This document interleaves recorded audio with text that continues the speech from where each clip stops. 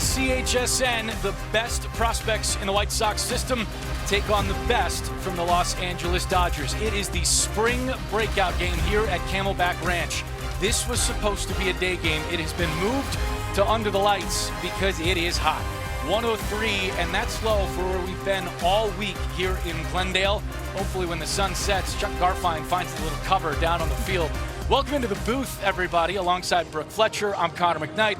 We love bringing you this game every single season. You get all kinds of talented prospects on the field, and the future of the White Sox is on display. Well, what makes this game so fun, Connor, is how quickly things can change. Think about it. We were on the call last year, and we saw guys like Edgar Caro, Kyle Teal, Chase Meidroth, and Colson Montgomery, and now they're in the big leagues conversation. And so now, tonight, you're not just looking at prospects, but you're looking at the next wave. These guys, they're moving up quickly, they're gaining confidence, and they can make an impact at the big league level sooner than we think. There's a number on that top list, could all be in White Sox pinstripes soon, Brooke. Well, let's take a look at Billy Carlson. He was the top pick for the White Sox in last year's draft, looking to just display his great defensive skills. Then you have Braden Montgomery, the White Sox top prospect, just looking to put an exclamation point on his incredible spring. And how about Sam Antonacci making his return from making a splash at the WBC for Team Italy? He's going to get a little taste of the outfield, so that's going to be exciting to watch, Connor. Sam brought espressos from Team Italy for everybody here to the ballpark.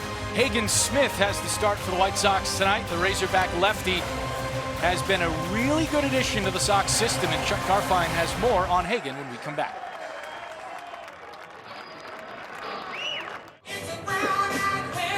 Hey everybody, Chuck Garfien back here at Camelback Ranch. White Sox and Dodgers. It is the spring breakout game. The top prospects for both teams taking the field today. We've got triple-digit heat in the air, and the White Sox will be having a pitcher throwing heat on the mound.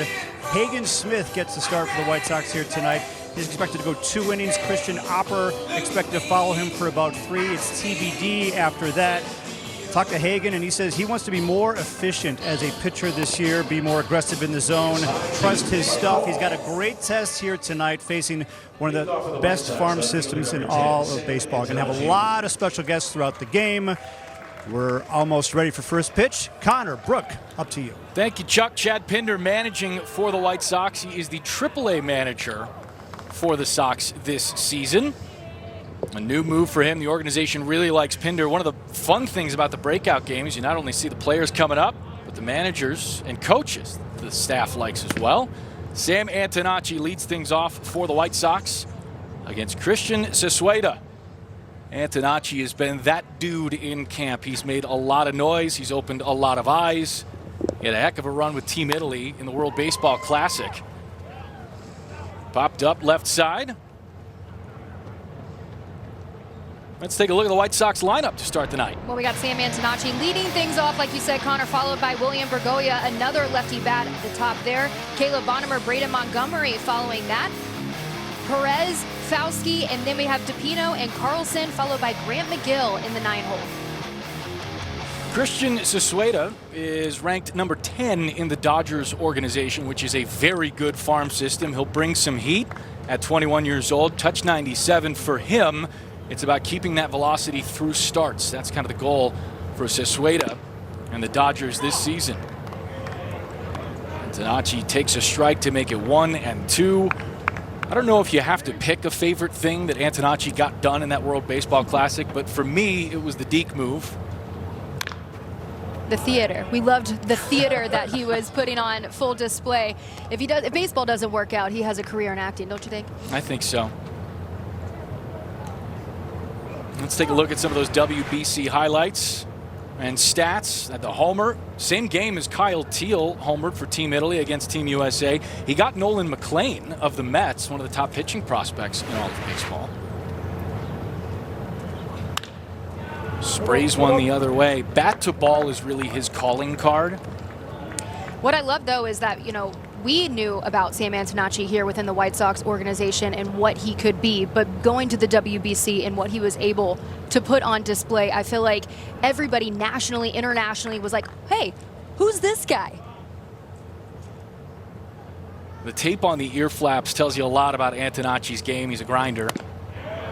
But Sessueda gets it by him up top for out number 1 of the ball game. The defense for the Dodgers, Sirota, Quintero and DePaula, a top prospect in the system in the outfield. Harlan Morales, Vargas, and Tibbs, a first-round pick at first base. And Francisco Espinosa behind the plate in Dodger blue. William Bergoya squares to bunt, popped it up, and Harlan won't get there.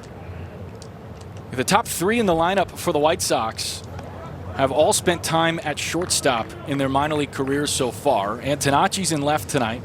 Bergoya's got second base, can play his short. And Caleb Bonnemer, who's on deck, played shortstop at Kannapolis almost all of the season last year. The White Sox love their shortstops, don't they? They do, and Bergoya gets one by Harlan. Tested him a few times with a pop-up bunt. Third baseman batting third, number 21, Caleb Bonnemer. One thing I love about Bergoya is he's not afraid to lay a bunt. And Will Venable, you know, he spent time in the big league camp, and Will Venable said they want to use that as a weapon. That was something they were really emphasizing this year. Not a lot of power in Bergoya's game, but there's plate coverage. He can go the other way with some of the best of them. Definitely one of the favorites of the coaching staff for everything he can do. That one gets away from first. Bergoya is going to head down to second base. Forgets second, he's headed to third and will get there standing. And being aggressive, that's what they also have emphasized this camp. Bergoya not afraid to go for another base there. So Bonnemer, after the error from Sisueda, an easy chance for an RBI. Take another look. Throw just got away from the Dodgers starter. DePaula had to come a long way in to get it. Infield in. Now, depending on where you look, Caleb Bonnemer is the top prospect in the White Sox system. He's the #1 ranked guy on Fangraphs. Had a great year last year.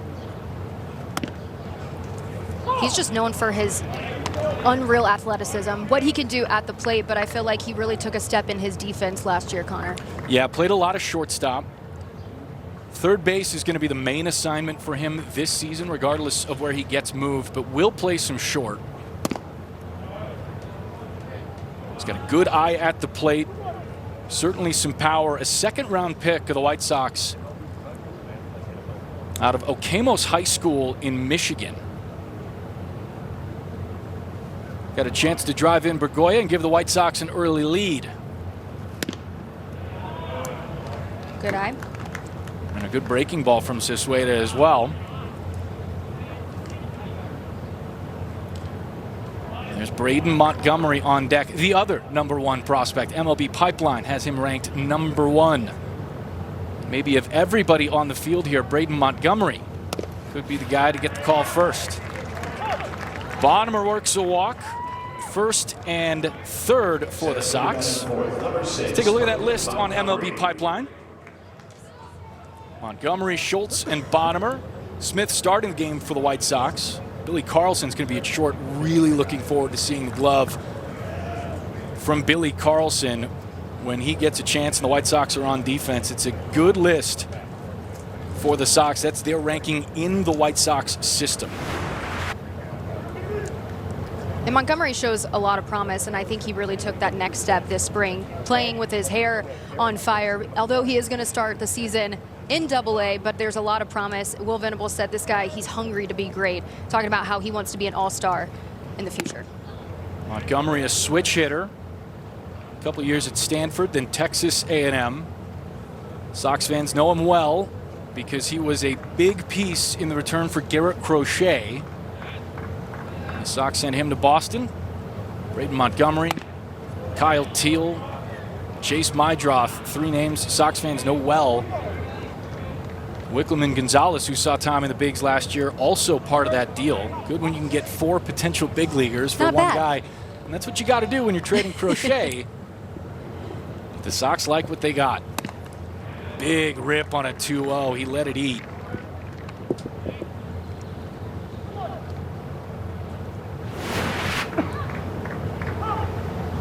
Another peek at one up in the zone.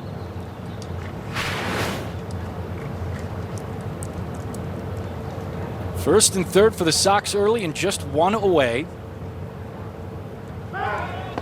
Throw to first. Bonner just got back in there.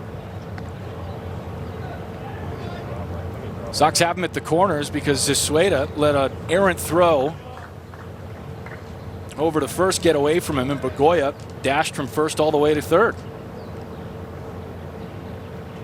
2-1 pitch. Bonner goes from first. The throw down is not in time. Bergoya stayed stapled to third. And another steal from Bonner.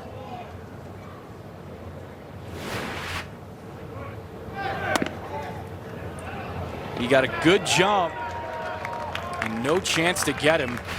You know, as big as Bonner is, and he's a large fella. 6'1", 195 officially listed, and he's put on some weight in the offseason. He can move. Now 3-2 after the swing and miss from Montgomery.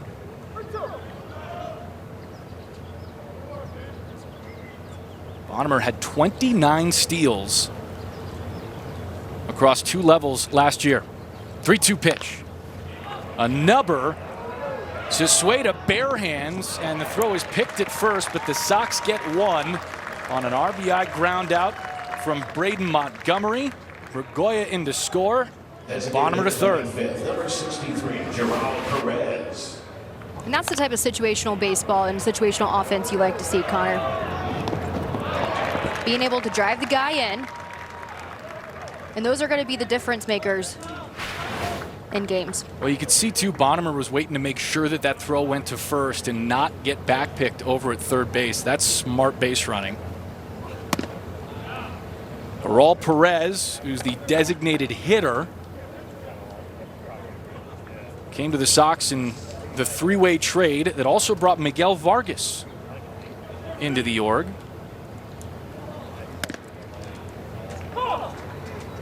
He's got a lot of pop, does Gerald Perez. Pull side elevation, that's the name of his game. One of the best bat speed profiles in the system. No doubt about it. You can see that closed stance where he looks to pull, but Zasueta moves it to 1-2 with a good fastball up toward the top edge of that zone. Hit 244 last season, but a strong late season finish, finishing strong. Paul Janisch was giving him, director of player development was giving him a lot of credit for that. We'll talk with Paul Janisch a little later on in the game. So Zasueta gets it by him, and 2 strikeouts in the inning, but 1 run for the White Sox. Bottom 1 next.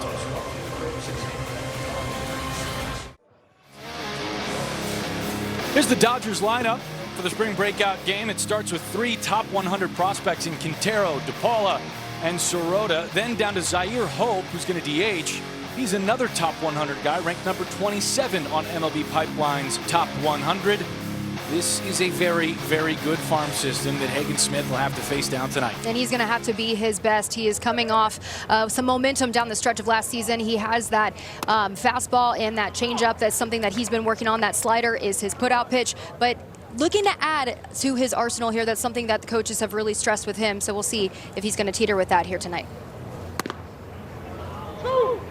Hagen's had some nasty here in spring. I was talking with Caleb Bonner, who's over at third. I asked him who's the nastiest guy he's faced, because Bonner's gotten in some MLB games. And he said, well, a couple of days ago, I faced Hagen Smith in a live session, and that was a nightmare. Wait, how do they describe his stuff? Is nasty? Absolutely Is that how the young nasty. kids describe it these days? Finding the strike zone's the big key for Hagen Smith. That'll do just fine. He sets down Quintero. Strikeout number 1. Here's some of that nasty. Not quite on the back foot of Quintero, but certainly impossible to find.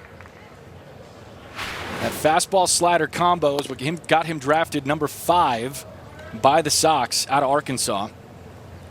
1 away, and now Josue DePaula, who has got a ton of power.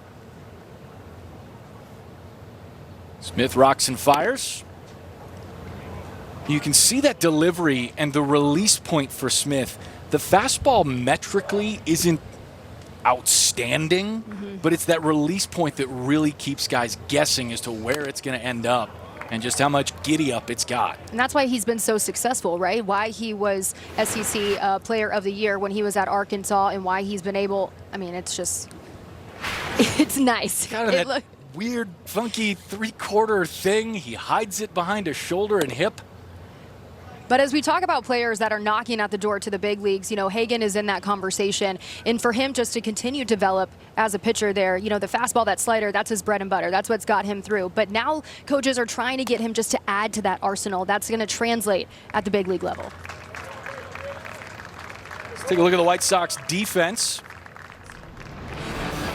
A lot of shortstops out on the field tonight.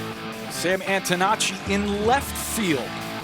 He's been seeing some playing time in left for the Sox, trying to expand his versatility. Sam's one of those guys who is more than willing to do anything to win a ball game. And he's talked about that too when, you know, he was told that he was going to get some time in the outfield. He said, listen, I understood, you know, I was a middle infielder coming in, but that I could potentially go anywhere. And I understand that that's my gift. I'm versatile. I can play at several positions. So if they want me in the outfield, hey, I'll go to the outfield if that means I can get up sooner. I think it's something Colson Montgomery said at one point last year, right? What's your favorite position? And I believe he said being in an MLB lineup. Crazy concept, I know, right? Right. Sirota did not go. Number 4 prospect in the system for the Dodgers. How about this Dodgers organization? They have won back-to-back World Series, and now, depending on where you look, one of the top farm systems in the game. They are loaded. And I'm not sure there's a lot of places for guys like Sirota or DePaula or even Zaire Hope to go. They are a veteran team who've continually used blocked prospects, guys like Michael Bush, now with the Cubs, to pick up younger prospects, guys like Zaire Hope, who's batting later in the lineup. On the move is DePaula. He's got good speed and just in there, beating out the throw from Grant Miguel. Bergoya, you can see it. He thought they got him. Not many still on McGill. Nope, not many at all. Known for that arm. That's a howitzer right on line. DePaula can really scoot. And now a runner in scoring position for the Dodgers. They look to answer the early run from the Sox.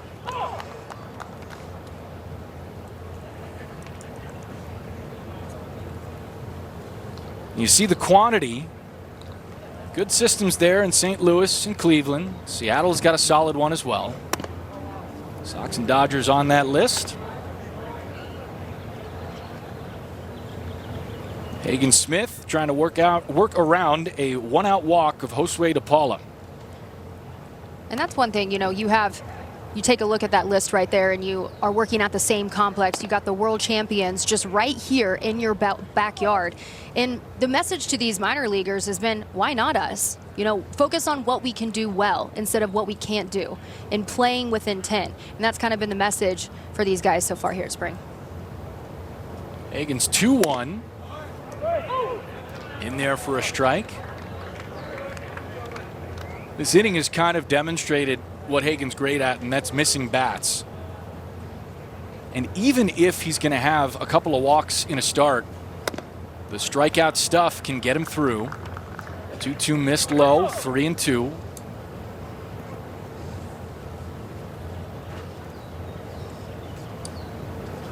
James Tibbs III, a first-round pick of the Red Sox, at the plate, takes wide, and a second walk of the inning. 2 walks, 2 strikeouts. Here's your top 5 for the Dodgers. Batting fifth, number 11, Zaire Hope, a trade acquisition from the Cubs. Mentioned that Michael Bush deal worked out for both sides. Eduardo Quintero, a really good prospect as well. He's in center, kind of buried behind DePaula and Hope some. And he might be the most complete outfielder in the Dodgers system. We're talking about shortstops. You have a plethora of those guys here in the White Sox system. How about the outfielders that they have? Yeah, they're stacked. Emil Morales, the shortstop, takes a strike. Hagen ahead. Pitch count at 21 for Hagen Smith. from 0-1 to 0-2 and see if Hagen can put this one away quick. One of the talking points for the White Sox, pitching side of things, has been getting ahead in leverage. Getting 2 strikes in those first 3 pitches. And the only man to make contact against Hagen Smith has now been Emil Morales. He's done it twice and fouled them both away. Count stays 0-2. After Morales, the DH hope. Runners go. And another one foul. I think one of the things that has really set right Hagen Smith was his 14 innings of work in the Arizona Fall League at the end of the season. He had a 2.57 ERA, which is what it is, but 21 strikeouts in 14 innings and just 6 walks. And that's what's so great about the Arizona Fall League. Oh. Just off the glove of DePino. That gets into the outfield. So a run will come around to score on a hard chopper from Emil Morales. And we're level at 1. Designated hitter batting 6, number 94 is Zaire Ho. Just stayed on it. Did it take a weird hop? Yeah, chopped it the other way, and that was close to the lip, Brooke. I wouldn't be surprised. Jaden Fauske hustles it in. Now the Sox coaching staff and infield out to talk with Hagen. Going back to the Arizona Fall League, Connor, you know, that's just can be so good. You talk about how it could benefit a player like Hagen Smith, but also just all players and just kind of hitting the reset button. But for him was just to continue that momentum from last season and carry it in here to camp. Yeah, and I think the other thing, too, was getting his mechanics to be as synced up as he needs to be. We've talked about the funky delivery, and that really can trickle out of hitters, but keeping that lower half where it needs to be on time with the upper half can be a difficult thing for any pitcher at any level. But getting that in sync at the Fall League last year, had a lot of scouts and third parties who rank prospects thinking Hagen Smith is back on track. Well, and things can speed up on you during the season, right? And you just feel the pressure a little bit more. Arizona Fall League, you can take a step back, you can take a deep breath. You're like, all right, I don't feel as much pressure. I can go out, I can make those mistakes, I can work on certain things, and just really build up that confidence again. Smith falls behind to Hope, 1-0.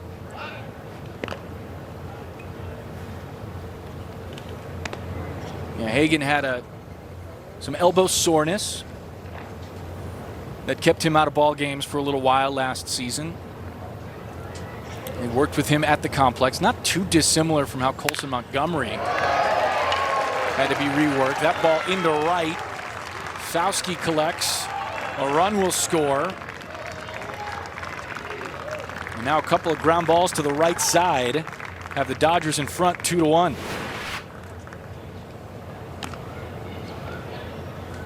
You just got a piece of it. You can tell by Hagen's face he was not happy with where that pitch landed. You know, we've seen a few times already, you know, adding that extra pitch. Talked to him, I think it was a couple starts ago in a big league camp, and he's actually been working with a cutter, Connor, believe it or not. Something that he was inspired by Anthony Kay at the big league level. He added that to his arsenal. Again, going back to just trying to diversify his pitch mix a little bit. But he said he's playing around with it. We don't know if it's going to stay, but something that they've really encouraged him to try. The White Sox pitching side has a long tradition of adding cutters and getting outs. Perhaps Hagen can be the next. Chase Harlan, who's got third base tonight for the Dodgers prospects, getting his first at bats. A couple of walks, both coming around to score on ground balls to the right side against Hagen Smith, has the Dodgers up 2-1. Going from first, ball over the head of Hagen. Bergoya spins a throw and ends the inning. 2-1 Dodgers.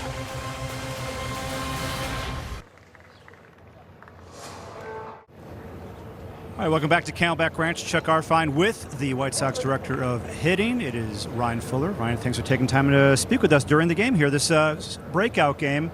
Your thoughts on just what excites you about the young prospects, the hitting prospects that you guys have to work with? Yeah, great to be with you. This is a really exciting night. We have Jaden Fauske, yet to play his first affiliated game and playing with guys who are going to be in AAA this year. So it's a really cool experience for these guys to play on the field together for the first time, which is really exciting. But these guys have been working since the beginning of February with us here at Camelback, so really excited to see them, all the work they put in, put it out in the field, and then take it to the affiliate soon. Yeah. So a guy like Fauski gets drafted in the second round. Tell us a little bit about him. Jaden Fauski, Chicago kid, really beautiful left-handed swing, been working really hard, one of our best trainers, so we really push challenging training here. How quickly can you get through your drill sets, what you need to work on, and then get to something game-like, and he is one of the poster childs for that, of getting to game-like shapes and speeds. But this guy really good in the outfield, good combination of a hit tool and some power, and learning how to manage at-bats at the pro level right now.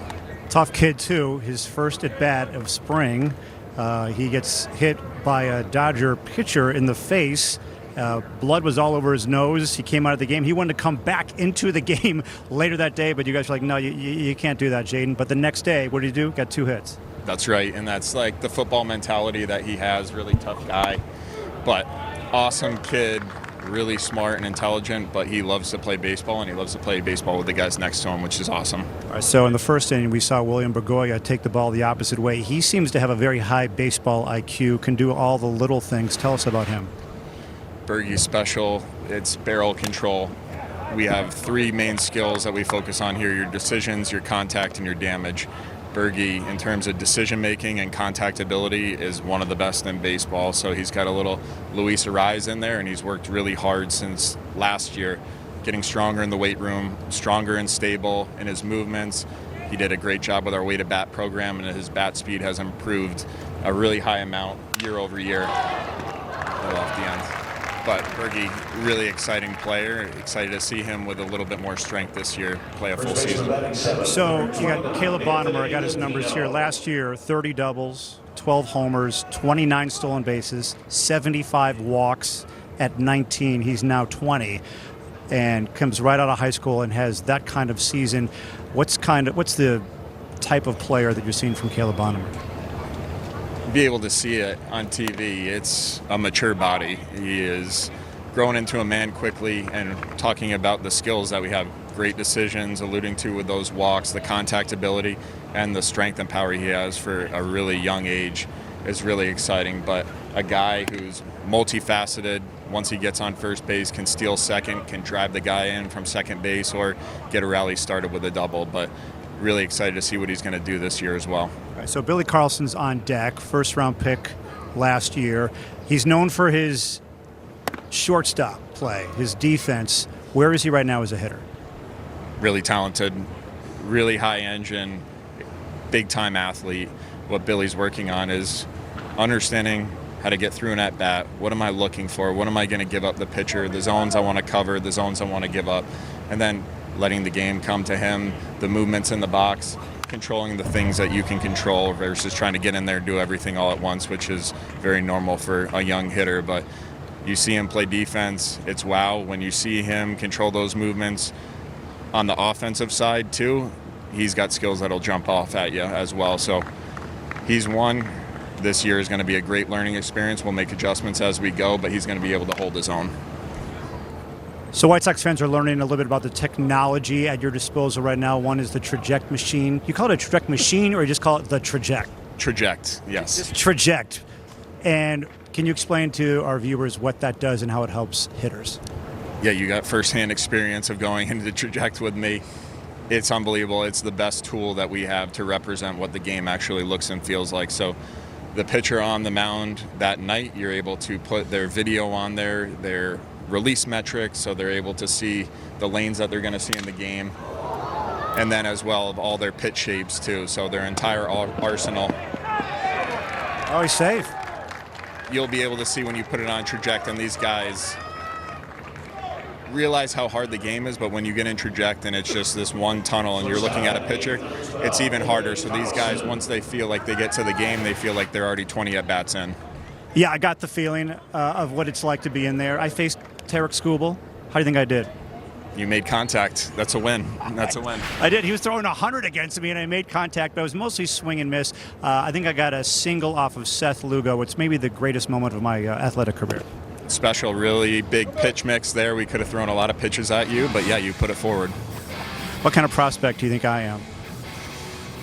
NR, non-prospect right now, not rated, yeah. I'm a good sportscaster at best. Okay, so here's Billy Carlson. He's got a man on first base. What kind of discussions do you have with the players about situational hitting? Like in this situation where you've got an out, it's got a 2-0 count, man on first. We actually gave a presentation on this today. Our minor league hitting coordinator, Sherman Johnson, and our minor league coaches have done a great job of simplifying it for our young hitters. Good swing right there. Breaking it down between 2 counts, before 2 strikes and with 2 strikes. Before 2 strikes, we're hunting, we're looking for something over the heart of the plate that we can hit hard. Once you get to 2 strikes, now it's time to fight. You're going to sacrifice a little bit of power for more low line drives all over the field, see the ball a little bit deeper, and then understanding what's the game calling for. And we tell the guys just what you did, Chuck. Look at the scoreboard. What is the scoreboard telling you is your job right now? Is it to hit a double? Is a single as good as a home run right now? So these guys, we want it on the forefront of their mind. What is the game calling for, and what club in my bag do I need to pull out for it? So there's so much technology. We see players with iPads, but you also want to see them watch the game like you're saying. So where's the balance there? The balance, especially in the minor leagues, they're not going to have the replay available immediately. So it's understanding before the game, do your homework. What's the pitcher have? What are we trying to do as a team collective offensively? And then once we get into the game, is the pitcher sticking to his plan? Is he deviating a little bit? Can he throw his fastball for a strike, or is he relying on his off speed? So those are the awesome conversations you get to have in the dugout, and we want these guys locked in, looking for any competitive advantage we can get.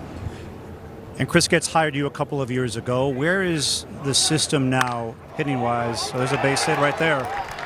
But where's the system right now versus when you got here 2 years ago? That's McGill with a single, by the way, men on first and third. Yeah, when you look, obviously, we're not going to be satisfied until we're the best offense. That's what we want to do, minor leagues, major leagues.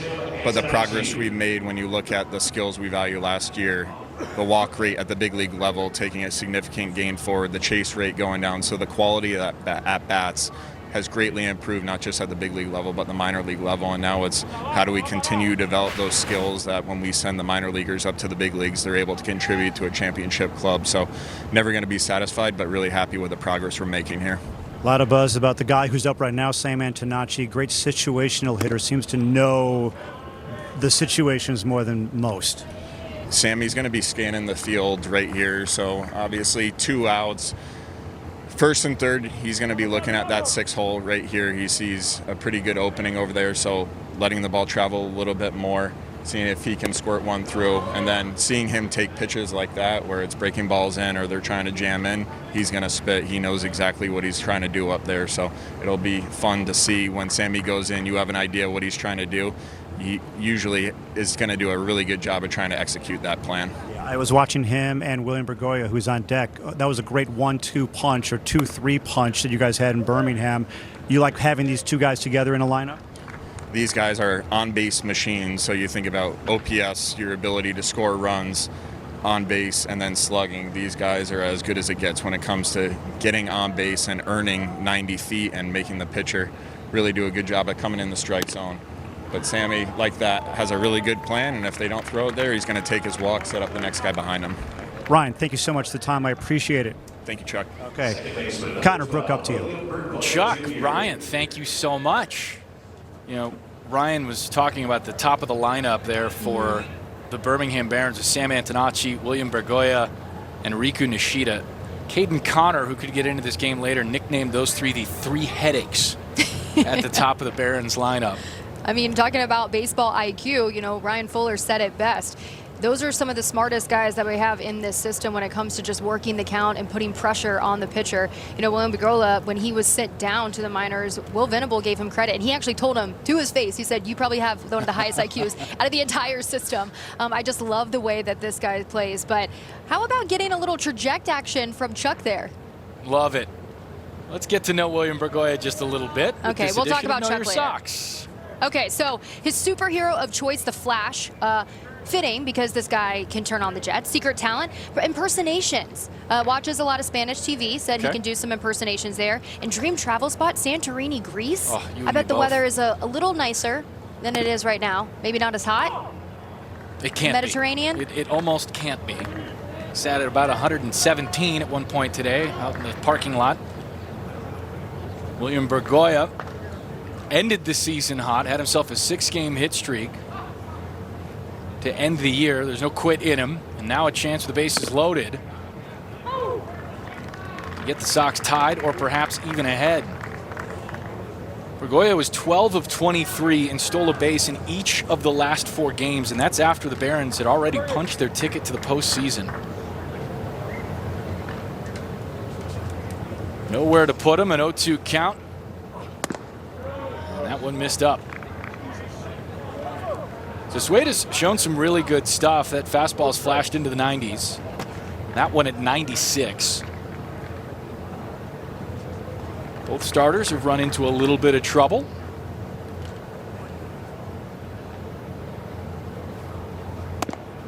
And 2 outside. And that's exactly what Fuller was talking about. Whether it's Antonacci or Bergoya, they're taking walks. They're not hacking at pitches they can't do damage on. And at this point, Bergoya is letting Sisueda get himself back into trouble from 0-2 to 2-2.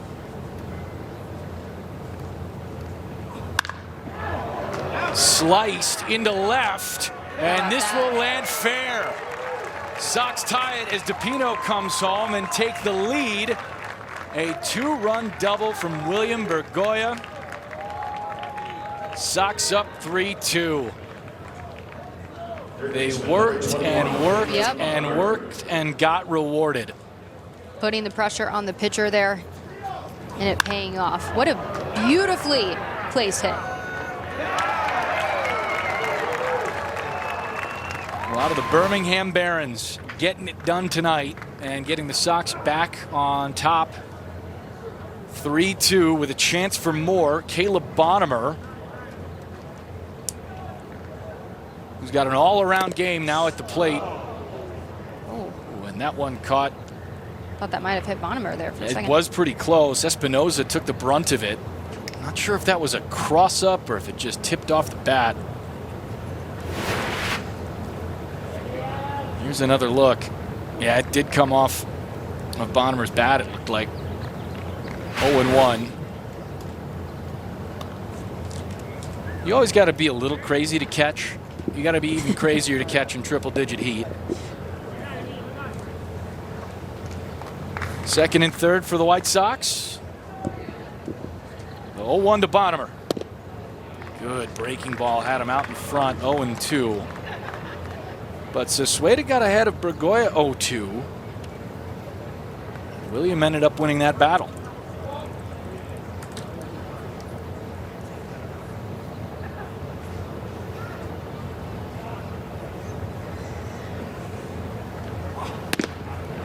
That pitch misses outside, 1-2. And again, Sox not expanding the strike zone with 2 outs in the inning. Bonham himself known for some plate discipline No as doubt. well. Coming out of high school in Michigan, he didn't play all that well around the travel circuit. You know, it's always difficult to scout cold weather players. They don't get as many games as, you know, your California prospects, your Texas prospects, your Florida prospects. But Bonham has really rewarded the White Sox and himself with a great debut season at 19 playing shortstop at Kannapolis. Well, for him to control his at-bats like that, how rare is that for somebody his age? Oh, it's exceedingly rare. And I think while he played good defense over at short, keeping that athleticism available to him, that's going to help him as much as anything. Spoiled that one foul. Your 2026 White Sox are brought to you by Rate. Built in Chicago for Chicago sports fans. A great game and life starts with how you feel. The Rate app is your all-in-one wellness partner with tools to build financial strength and guidance for fitness and stress relief. Hit a home run and manage finances and well-being in one place. Download the app today. 2-2 to Bonham. Swung on, popped up over our heads. Staying alive on a challenge pitch, and Sisueda's pitch count now heading towards 60 in the 2 innings of work. How much do you love the bottom of the lineup getting on with 2 away here? getting the Sox the lead and turning things over to the Thumpers in the middle. Bonham here and Montgomery on deck.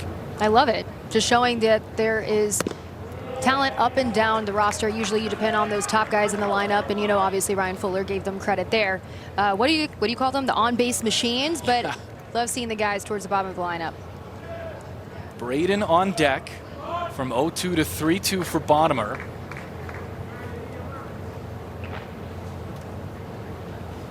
Oh, in there. That one got definitely hit him. Maybe off the knob of the off. bat. Espinosa has worn it over the last 5 minutes.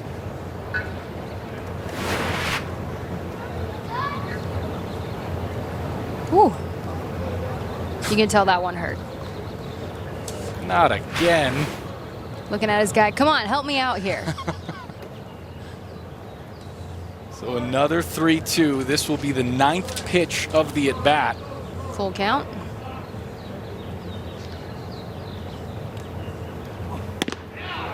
Outside. Oh. Got him. A delayed strike He's call. challenging. And the challenge has been issued. Joe McCarthy, the home plate umpire. And this pitch missed. Bonham wins. The dugout is losing it. Everybody to the rail. And the Sox have the bases loaded.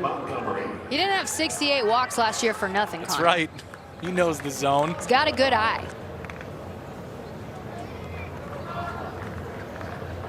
Take one more look at this one from Sesueda. Espinosa working hard to wrench it back over the plate.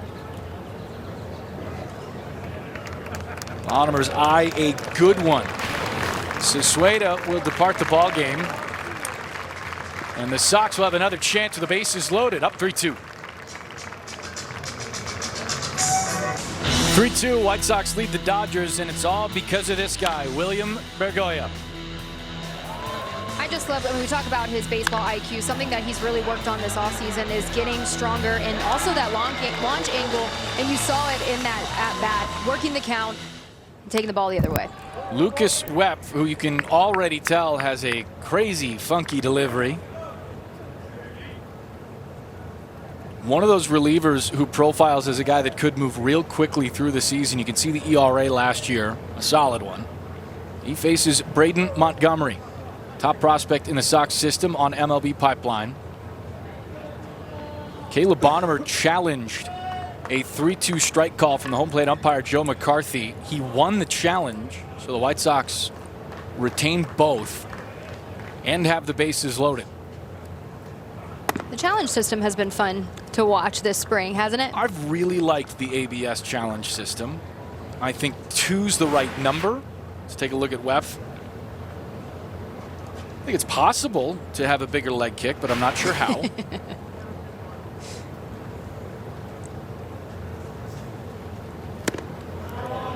1-1 missed in.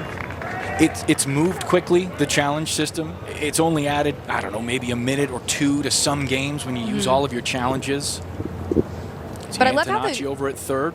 I love how the crowd gets into it. Yes. You know, even if it's a slow game, the crowd, they love the ABS, especially if your team wins it.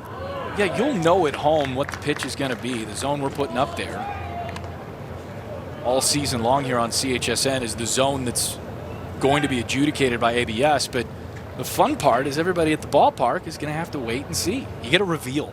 Ooh.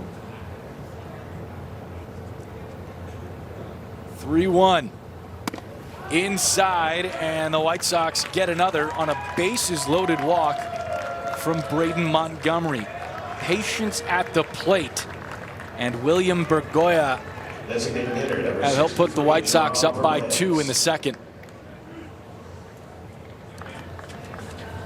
And that's something that Braden's been working on, just the strike zone awareness, and just great to see him work that count there.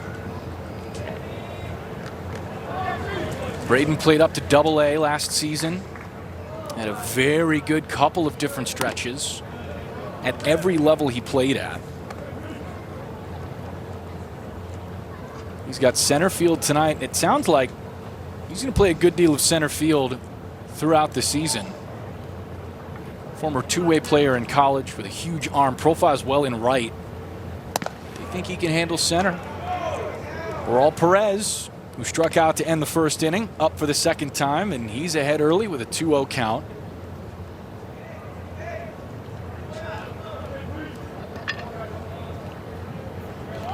See how close he is to the plate with that closed front foot. Webb giving him nothing to offer at 3-0.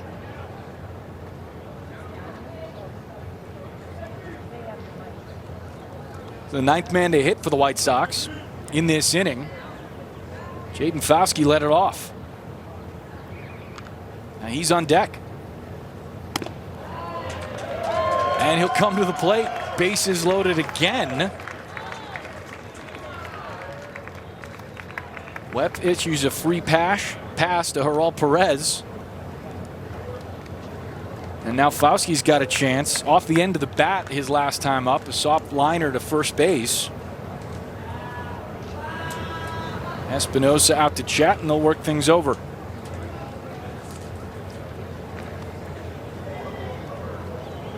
Right fielder number 22, Jaden Fauske. This Webb? next pitch that's being thrown is going to be the 99th pitch that's going to be thrown this game. We're not even out of the second, Connor. Nope. Top two. Hope you brought your popcorn. Oh, this is good. It means more at bats for the White Sox top prospects. This is true. That went a little wide. This is always one of those tough situations, right? You're facing a guy who's come in, he's a little wild, the bases are loaded, you got to be ready for a pitch to do damage on, but at the same time, you don't want to help anybody out. Andre Ethier managing the Dodgers. And if you're Espinosa, you're just trying to get your pitcher in the zone here, but think about the guys on defense right now. You haven't been at bat. You haven't been at the plate in how long? It's been a minute. It's been a minute. Thankfully, the sun has set, and it's not 100 out here anymore. That one upstairs, and 3-0 to Fauske. Bases loaded. Bonner, Montgomery, and Perez at first. 3-0 to the second-round pick, Jaden Fauske. Make it another run for the Sox on another bases-loaded walk. First baseman number 29. And now Anthony DePino will stride to the plate. Had a chance to talk with DePino a little bit. Played third base in college. He's over at first tonight. He was the only player in Division I baseball last year that had both 20 home runs and 20 steals.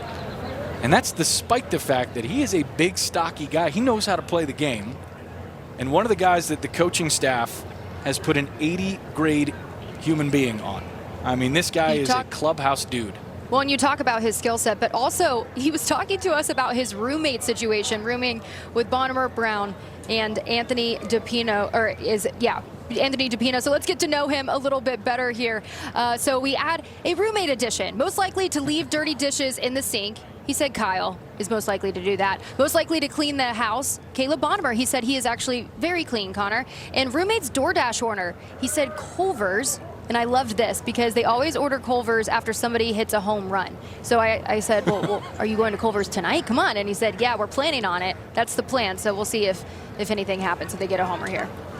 DePino rearranged the furniture in the house so that all the couches faced each other. It was kind of a conversation pit at the home.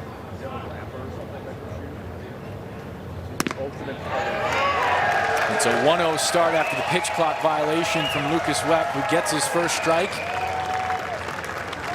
A round of applause from the faithful here at Camelback Ranch. Webb can get into any sort of rhythm right now. 1-1. Everything's missed up.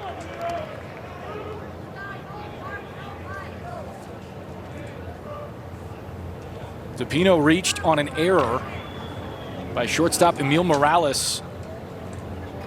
That kind of got the party started for the White Sox. 5 runs in the inning. They're just going to keep taking. I love hearing all the roommate stories, though, with the guys living together, just getting, you know, the dirt, the There you inside go. scoop, if you will. It's always fun. I see what you did Culver's. there. The inside scoop, You see? Yeah. and they get ice cream with a home run. I There love you it. go. What's your ice cream order, Connor? Only after I hit a homer. Another bases loaded walk for the White Sox. DePino brings in one the easy way. And now Billy Carlson will hit.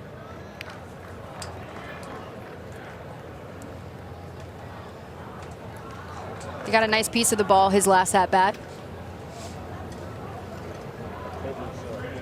We'll see if the Dodgers rather make another move. They do. Ethier is going to take the ball from Webb. Bring in the third Dodgers pitcher. Sox up 7-2.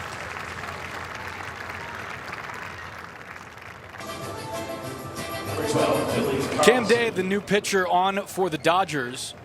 Sox up big and early. 7-2. 4 runs on bases loaded walks. So Day on to just not walk the next guy.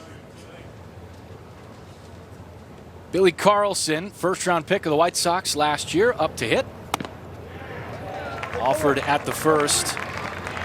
He lined out to center on a real good swing his first time up. And that's what he was talking about at camp is, you know, obviously he knows he's known for his defense, but he wants to be known for what he does at the plate as well. Fuller was talking to Chuck about just, you know, the process over results right now with him and just kind of things slowing down his decision making at the plate. Yeah, the defense is outstanding. You got the second most votes in MLB Pipeline's front office poll for the best defensive prospect in baseball.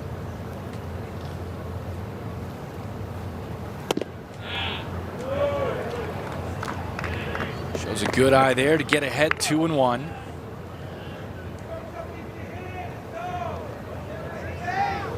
Carlson and Brady Ebel, both out of Corona High School last season, went in the first round. As did Seth Hernandez to the Pirates, an outstanding high school program at Corona.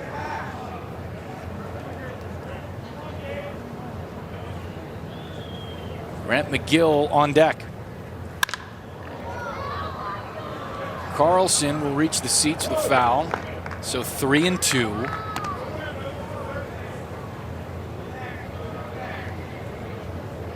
I think the assignment for Carlson will be a real interesting one. But wherever he starts, I kind of get the sense, Brooke, that it might be a short stay to begin this season. He could be on the move quickly. Well, this is a guy that has so much potential. We know his athleticism. We know that the bat speed is there. He has potential. He's got the power, too. The potential is there. So, good eye. Runners were moving on the 3-2, of course, and another bases loaded walk. Let's go down to our Chuck Garfine. You know, once upon a time, Hagen Smith pitched in this game. I believe it was Was that a fever dream or that 5 actually days happened? ago. So I've been watching him, and I don't know if he's ever waited this long in between innings before, but I think we're going on a half an hour. It's been a long time. Also, in this inning, I did interview Ryan Fuller. Remember that? Vaguely. We do, That yes. was in this half inning. Oh, you were good. Oh, thanks. I'm just saying. Yeah. This is something going on here. I believe that's now 6 walks in a row for the White Sox. That is correct, sir. And Chuck, I think he was a little too harsh on you. Not ranked prospect for what you did in the traject.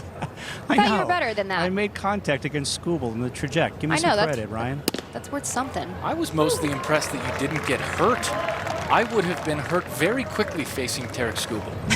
Those who watched me play Flossmoor Little League Baseball knew I had the potential to maybe make contact against Skubal many years later. So did you take a few pitches just to kind of get the timing down, or did you just go full send right away, Chuck? I basically went in there. I had an idea that it's going to be around the plate. That helps. That does help. Here I am. Obviously showed me missing all the misses. There was many misses.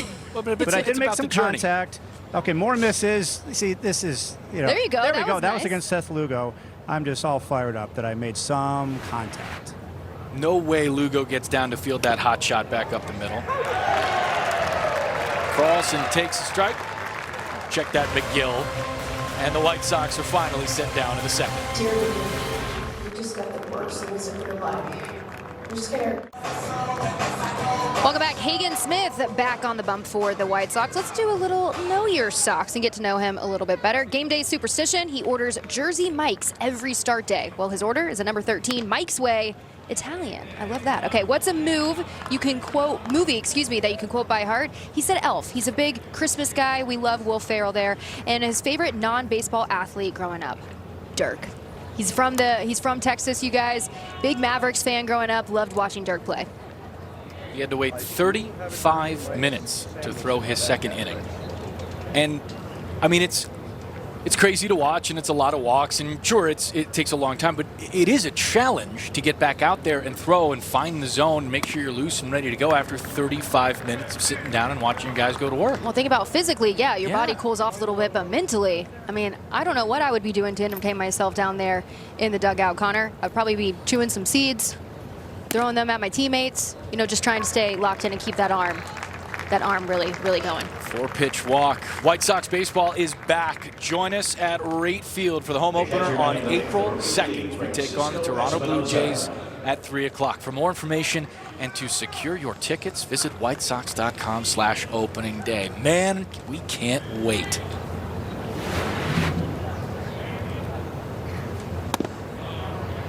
We've got a pretty good schedule to open the season in big leagues, right? Isn't it crazy? We spent all of last year, the first 6 weeks, it felt like we didn't play one single game over 65 degrees. That challenge goes the Dodgers' way. White Sox have one challenge left. We're going to start out under a dome or in some pretty good weather for right about the first month. There's that early trip to Kansas City, which, you know, might be warm. Going to Miami. Starting the season in Milwaukee against the Brewers, who had the best record in the National League last year.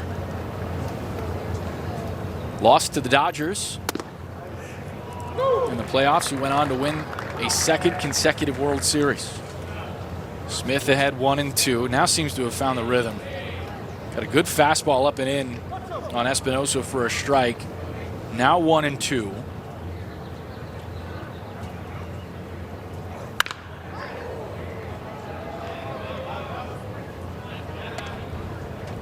Here's a look at how we start.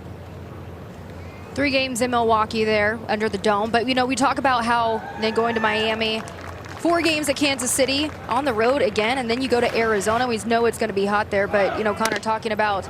Vargas goes. McGill's throw gets away from Bergoya. A little wide of the bag, and a second stolen base for the Dodgers prospects tonight. Bergoya's not going to be happy after that one. Maybe if he'd stepped out, I don't know that he's going to go reach back and get Vargas, but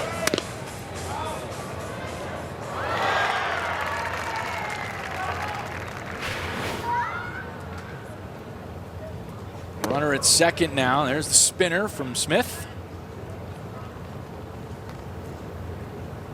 Going back to the schedule, though, you know, we talked to a lot of the guys, Andrew Benintendi being one of them, and just the beginning of the season and how it can just wear and tear on your body when you're playing in cold climates. So being on the road, going to the West Coast a little bit, going to Miami, I feel like that's going to work in the White Sox favor just to get into a rhythm at the plate. My first road trip last year was Detroit, where it was 7 degrees, and then Cleveland, where it was 9. You were on that road trip, I'm sorry. Yeah, that's why I remember. It was chilly. Didn't it rain? Yeah, there was rain. There was rain and there was snow. Oh, sorry. It was real fun. There's a picture somewhere, I think. Just swing and a miss. McGill get another chance down to third. A tag applied by Bonnemer. Couldn't reach down and get him. Nice get by Bonnemer. You saw him get up.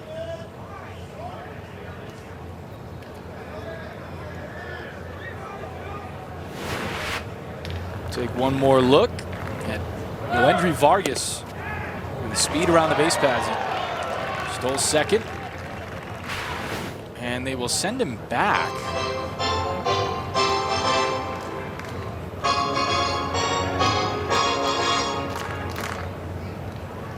We've not gotten an indication from the umpiring crew in any sense as to why. Swing and a miss. Smith sets him down. Could have been batter interference on the swing. Let's see if Quintero got in his way on that throw. Yeah. Looks like it. So there it is. It's the very rare do-over in baseball. It's that interference call on a stolen base attempt. Chad Pinder have to chat with Smith, who's at 44 pitches, and will depart the ballgame 1 out shy of completing 2 innings. 8-2 White Sox, bottom 2.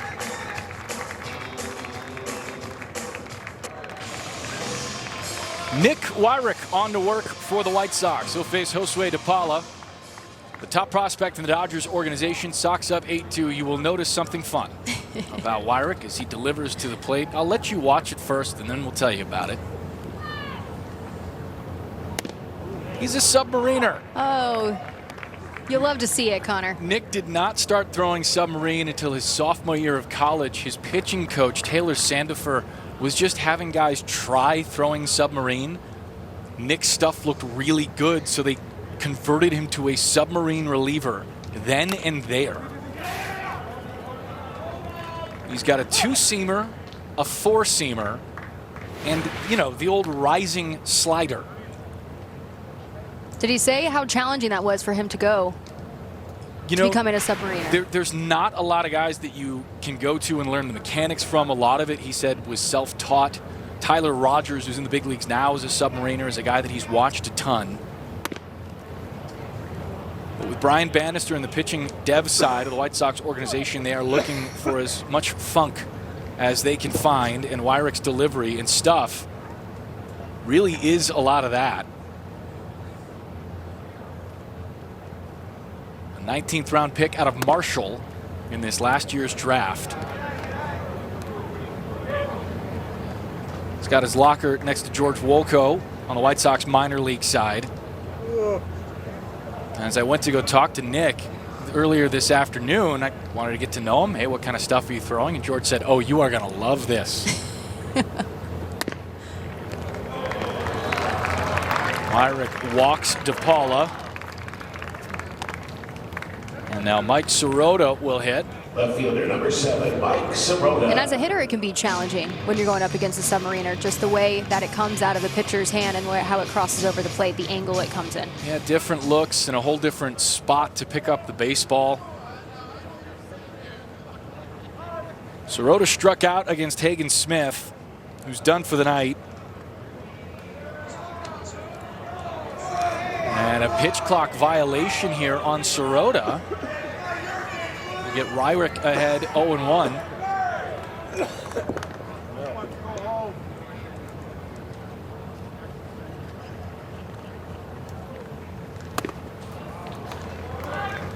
Waved through the 0-1 to make it 0-2.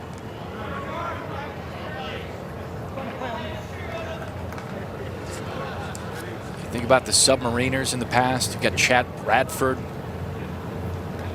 part of that Oakland A's crew back in the early 2000s. It's one of the first names I come up with. 1-2.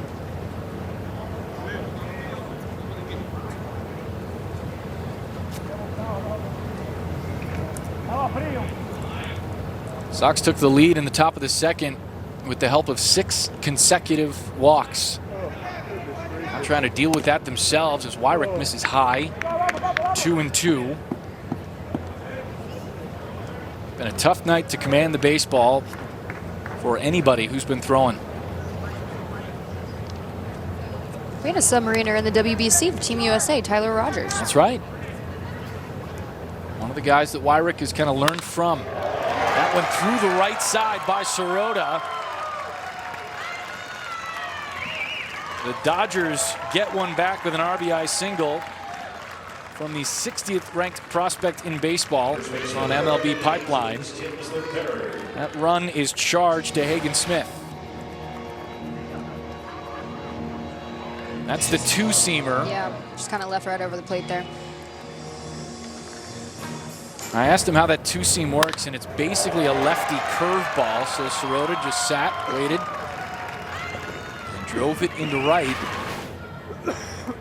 Now 8-3. James Tibbs III walked in his first trip. And there's DePaula over at third rather, with Sirota at first. Wyrick set. Now the 1-0. Backed him off the plate, 2-0.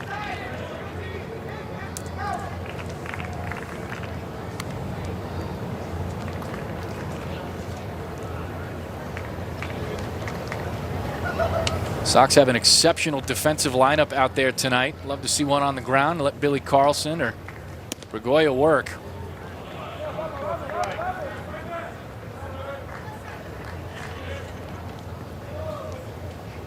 And another one of the White Sox top arms scheduled to work at some point in this ball game. Looking forward to seeing another lefty, Christian Opper, at some point.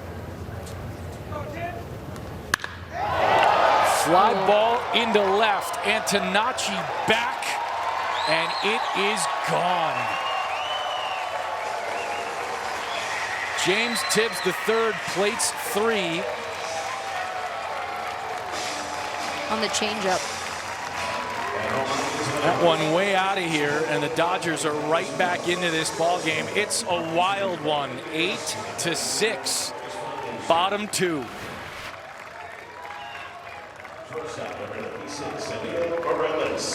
Spinner over the heart, and Tibbs rode it out.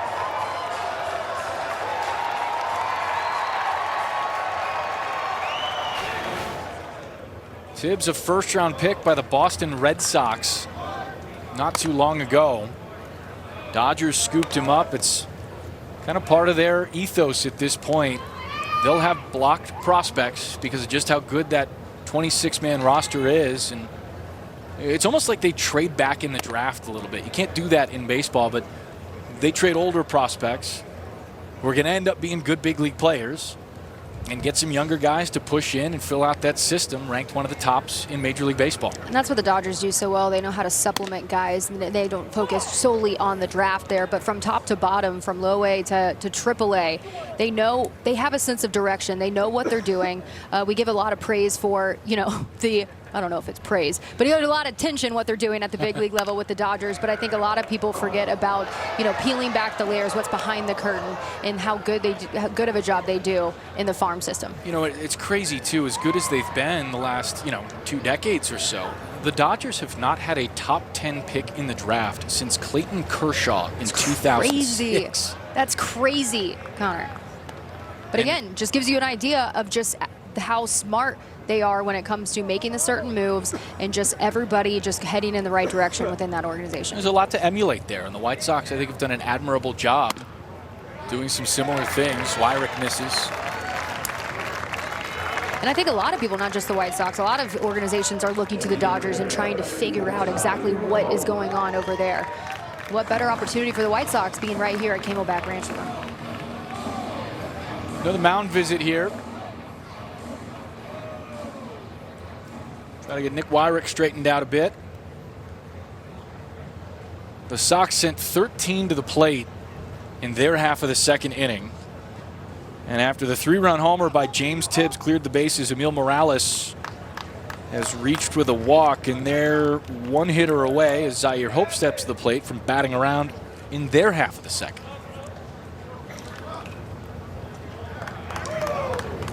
So much of baseball hinges around sample sizes. Have you seen enough from a guy to really know if he's good? I think tonight alone we're going to see large sample sizes from every prospect. You're going to get a great idea as to whether or not a player's going to be good or bad.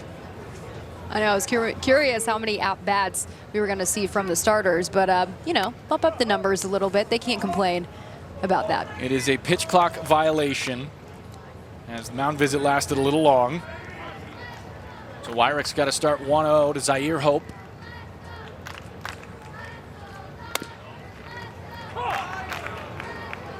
In there for a strike to even things up.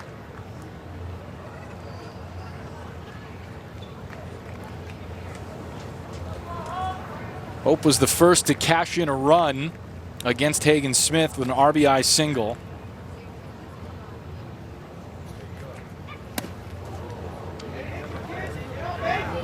One moved his feet. I love how they describe him almost like a running back build, Hope. Yeah. Just how physical he is. and the power that he can have at the plate. He does kind of look like a running back from up here. Good size on him. Lefty takes to make it 3-1.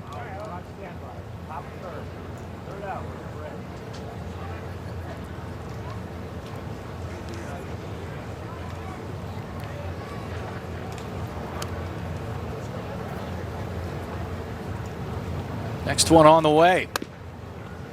In there for a strike to fill it up at 3-2. It's a guy that has a lot of power. Myrick gave up the homer.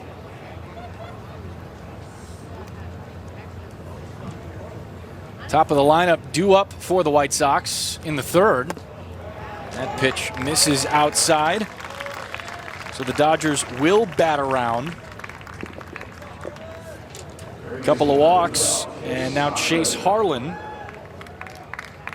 who walked to start the inning, will bat for the second time in the second. 22 of 33 with 14 walks. It's an offensive onslaught. That's Any it? which way you cut it up. 14 walks, that's it? That's all you got for me? That one a nubber down the third base side. Wyrick spins and throws, and they got him. Sox out of the inning. They lead by 2. We're headed to the third.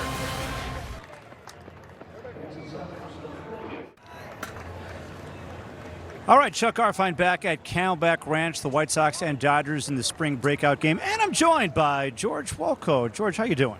Doing great, Chuck. How you doing? I'm doing great. Let's talk about one of your roommates. He's at the plate right now, and that is Sam Antonacci. And I know when Sam came back from the WBC, he wanted to come get some work done at Camelback Ranch. And then what did he do after that? You know what he did? I don't think so. He came to watch you hit. He wanted to watch you hit. Yeah, no. Sam is, for a guy like that who's climbing the ranks and putting his name out there, just at the end of the day, just an amazing human. We were playing in that game, comes down just to say hi, watch some ABs. Dude just got back from an unbelievable experience for him, and he brushes it off his shoulder and goes right back to just being the same guy, which is so cool. Well, talking about you and where you are this year versus last year as a baseball player, where are you? I would say this year I'm probably just more experienced, more mature, more advanced. More ABs under my belt. It's my third camp now. So I feel like just overall, I feel like I'm farther down that line, just a little more developed, more mature. And overall, I think I'm just ready to go. Well, we were talking in the offseason. You want to hit for more power this year. How are you going to go about doing that? Yeah, I think the best way to go about doing that is swinging at the right pitches to impact.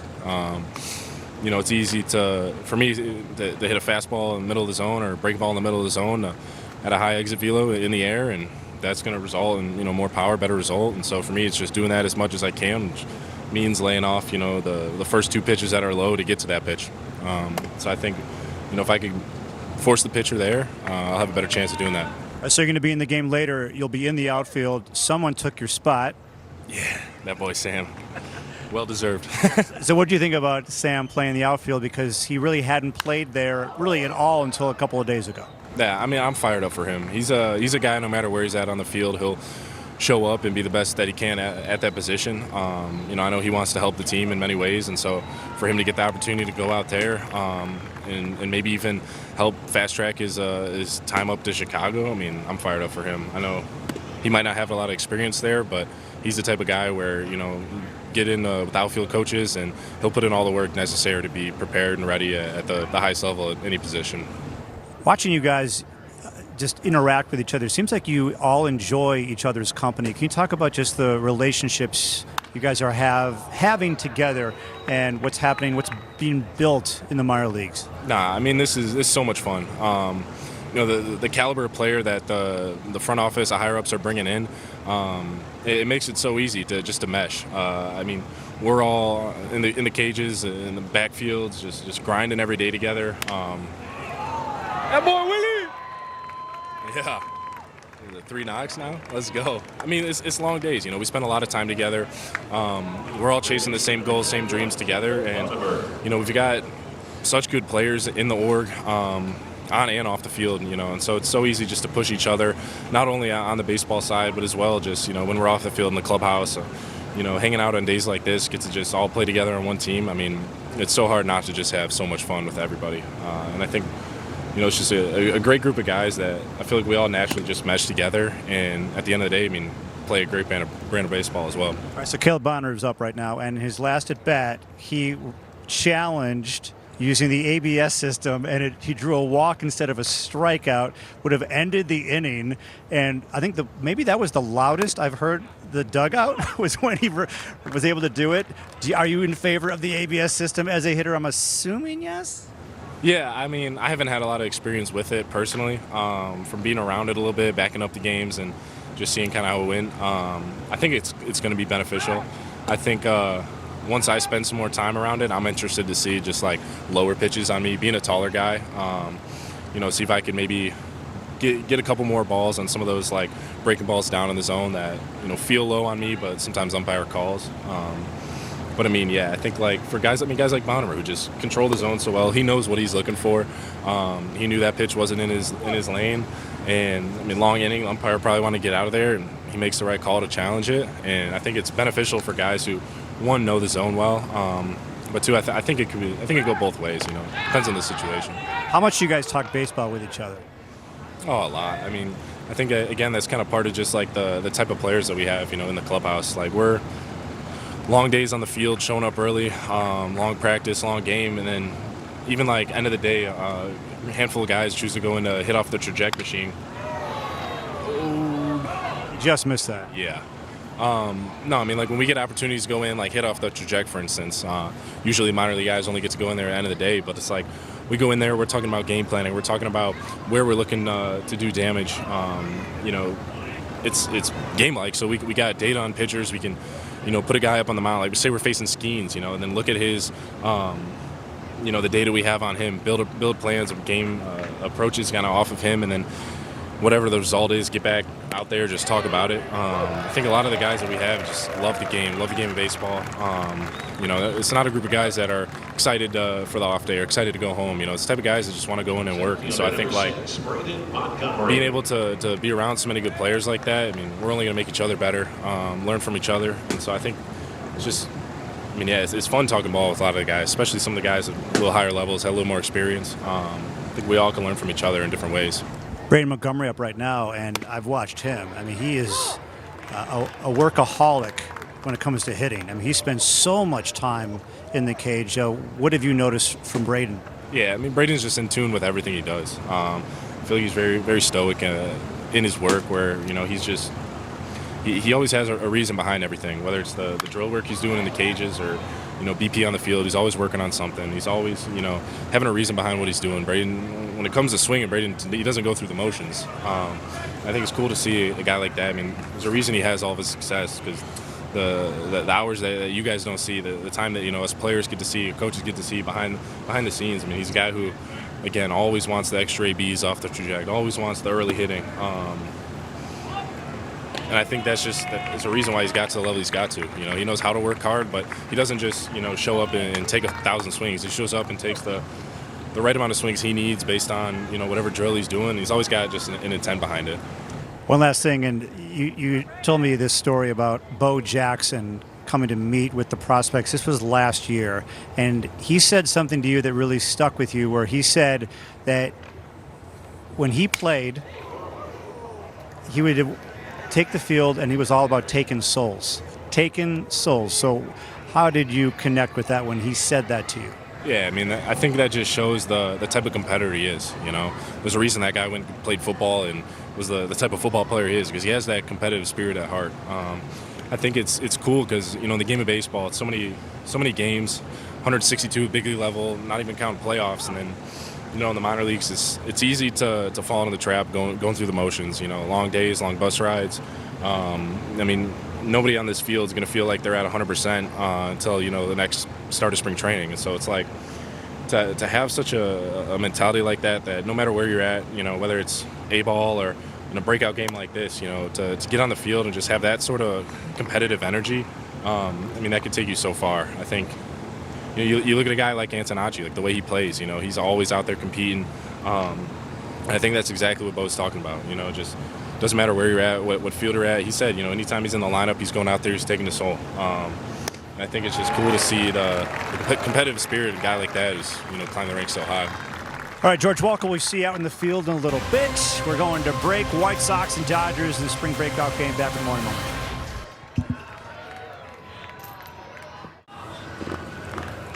Number 8 in the system and a chance to rise even higher. Christian Opper, the lefty, with triple-digit heat and the whale of a changeup as well, on to work for the Sox. He's the third pitcher on.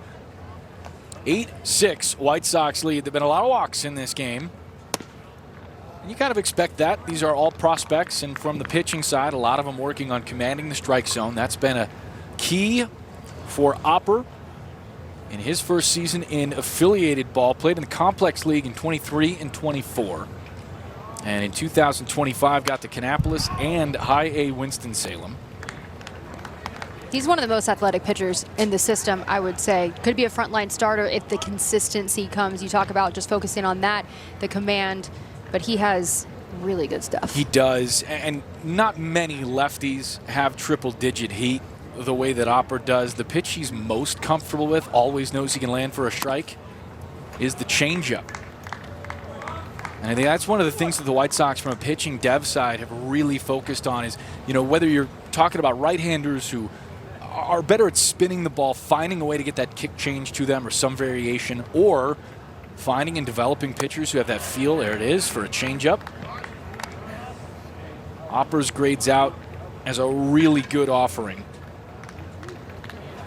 That slider's still developing, but his fastball, he can throw some gas there. He actually got hurt last season, and he said he didn't really have a routine at that point as far as arm care, but he really worked with the trainers there, and he actually feels like he's stronger, and that's really helped with his velocity. Put 15 pounds on in this offseason, and that's the key for him this year, one of them anyway. I had a chance to talk with Christian for the podcast Road to the Rate. That'll come out in a couple of days here. It's keeping that velocity through starts, Brooke. Exactly what you're talking about, because when he can hustle it up there, he's tough to find.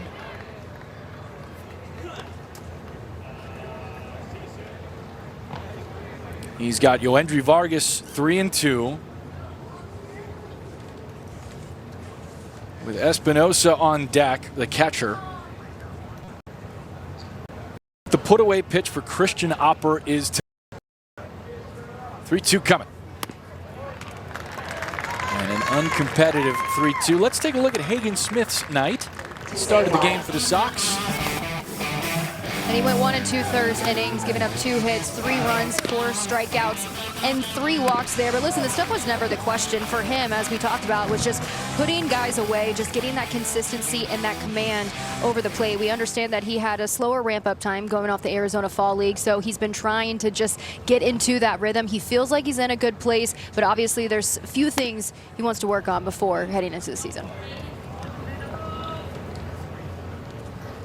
And also probably sitting in the dugout for a long period of time. He had 35-minute wait to go out for his second inning because the White Sox walked 6 consecutive times in their half of the second. Runner goes, the throw skips, and in there with the third steal of the game for the Dodgers is Yoendry Vargas.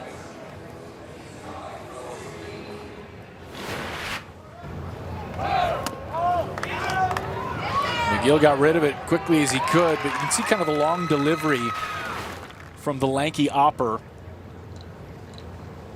Because usually McGill, he's quick. Usually runners don't like to run on him. Very fast back there. Espinosa makes a weak attempt.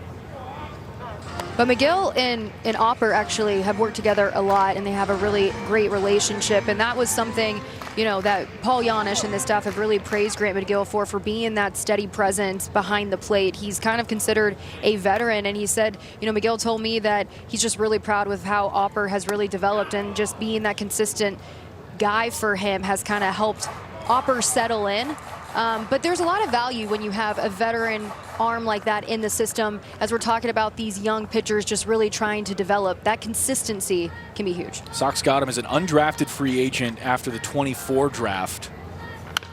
And, you know, you hear that out loud and you go, oh, undrafted free agent, you know, what's he really got, that kind of thing.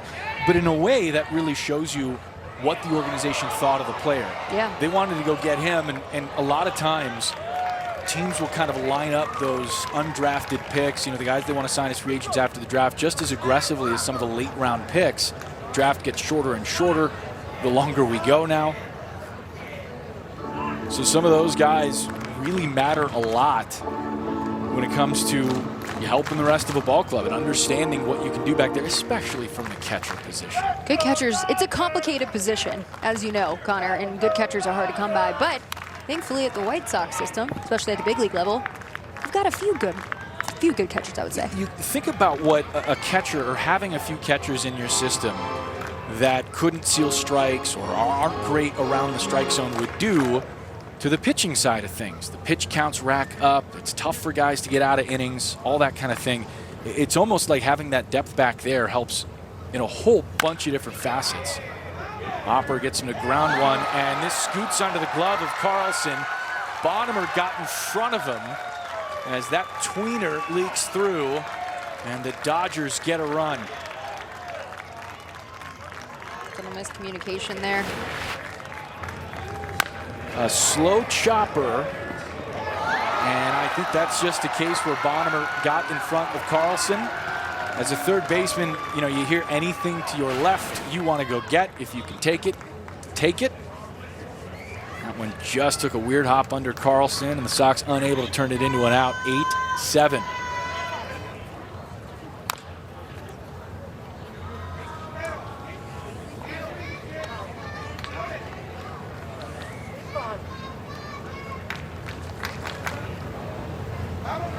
Back to the top with Eduardo Quintero.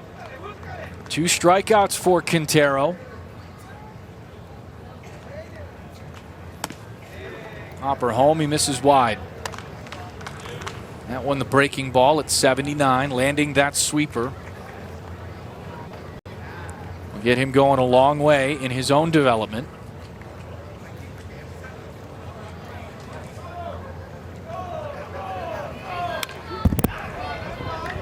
See him follow it up with that fastball, though. He's been sitting 97.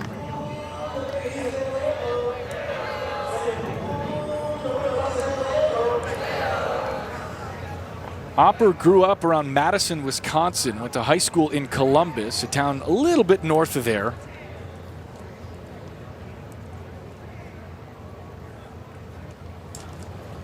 Cold weather arm. It's tough to pitch in Wisconsin. As a fellow Wisconsin guy, you would know this. Oh, it was tough for me to pitch in just about any state. But Hopper somehow managed a way to do it.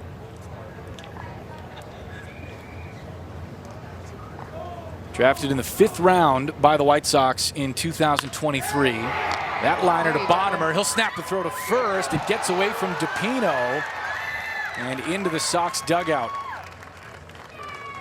So moving up are the Dodgers, but they do get an out on the liner straight at Bonnemer. All right, Connor, let's do a little Know Your Sox, get to know Grant McGill a little bit better. I asked, well, what's your hidden talent that nobody would expect? He said fly fishing. He's actually from Colorado. He would work on the ranch in New Mexico in the offseason during his college years, and he did that for 4 years. So little fisherman on our hands. Favorite meal is pasta, spaghetti, and meatballs. And his dream pitcher to catch for, he told me, Corbin Burns. He just loves his arsenal. Josue DePaula will face Hopper after the throwing error from Caleb Bonnemer.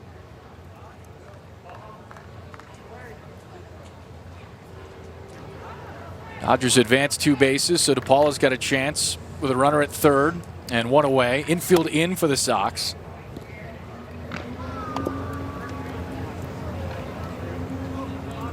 McGill also works at a catching camp, at least in the offseason. That was fun to talk with him about, too. I like guys that kind of give back and help young kids, you know, improve their game. And you don't find a lot of opportunities for catchers at that level, and he's pretty committed to it. The Backstop Bandits. I love that name. One of his friends actually started it, and so he said that's something he's really passionate about. I think he said he's the only professional or catcher there that's at the professional level, but other catchers around his age, they just, like you said, just give back to the young guys and just kind of help them grow in their game. There's the let up from Opper to get a strike.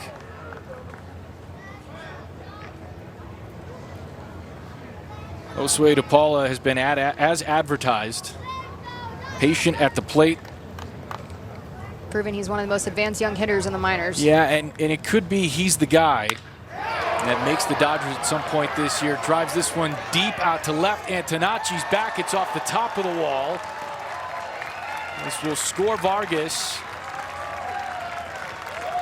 And the Dodgers have fought back to tie it at 8. Josue DePaula with an RBI double off the wall.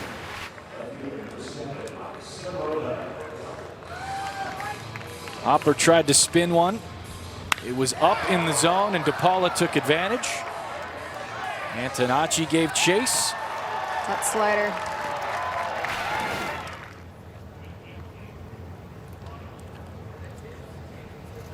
How about that? The 200th pitch of this game now, Connor. Bottom 3, 200 more to come. Hopefully less. Mostly for the pitcher's sake. Hopper's got 1 out in the inning, and there's not a lot of let up in the lineup for the Dodgers. These are the top prospects out here to play tonight. Mike Sirota worked to walk his last time up. He's walked and struck out. James Tibbs homered in his trip to the plate in the second inning. 8-8. That ball's ripped over the head of Carlson. DePaula around third. The throw from Antonacci on the hop, and they will get him. Antonacci hooks up with Grant McGill, and they cut him down at home to stay tied at 8. Look at him settling in out there. He's not played much outfield. But Antonacci goes home to cut down a run. Let's take another look.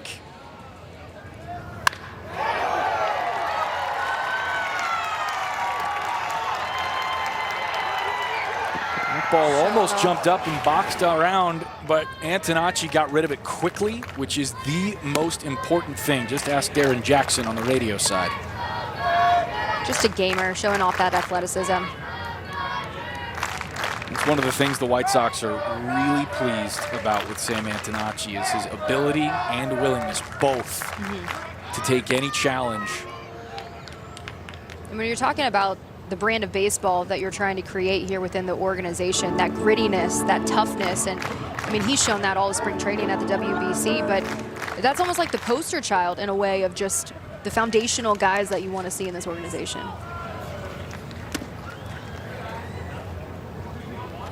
Antonacci finished his college career at Coastal Carolina, the Chanticleers. That is a really, really good baseball program at the collegiate level. There's Tibbs, who homered last time up.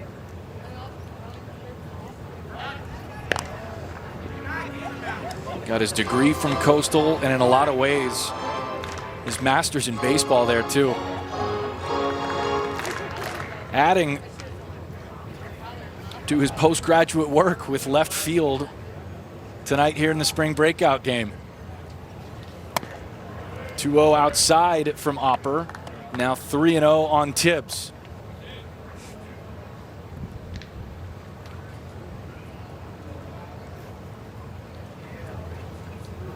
No shortage of runs here tonight, and the Sox trying to keep one more off the board. 3-0 offer.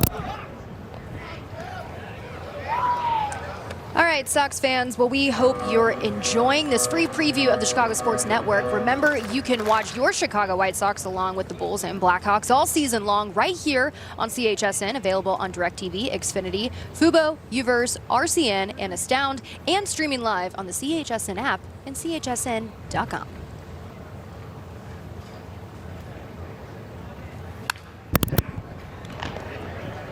Another good heater from Opper. Here's a look at the homer from Tibbs.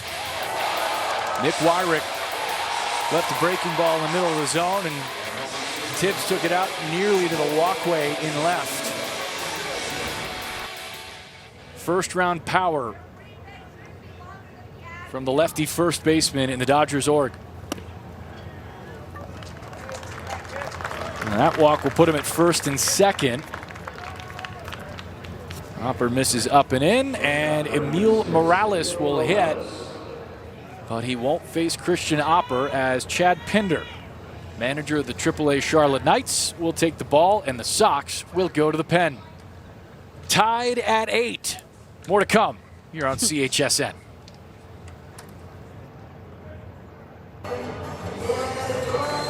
Here's Landon Payne on to work for the White Sox. An 18th round selection by the Sox in last year's draft out of Southern Miss. Closer for Southern Miss. A lot of emotion on the mound for Payne when he pitches. Gets out of this jam, maybe you'll see it. He'll have to work against the Dodgers with 2 on and 2 away in an 8-8 ball game. A lot of walks on this evening, as both White Sox prospects and Dodgers prospects have displayed their patience at the plate. Emil Morales, who has singled and walked, will hit for the Dodgers. Raul Perez, Jaden Fauske, and Anthony DePino due up for the White Sox, the middle part of the lineup, but with as many at-bats as most of those guys have gotten, 2 and 3 at-bats for most of the White Sox hitters, might be time for a line change. Payne misses outside. A strike assessed. And I've had a couple of pitch clock violations here tonight as Morales was late to dig in. So the count now 1-1. That pitch back up the middle. Bergoya from the shortstop side of second, bounces it to first, and the Sox get out of the third. Tied at 8.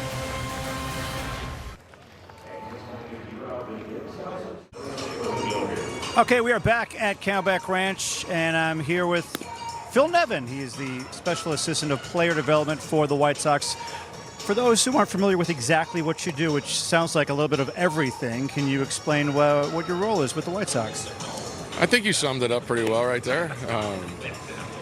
Yeah, I try to help out as many ways as I can.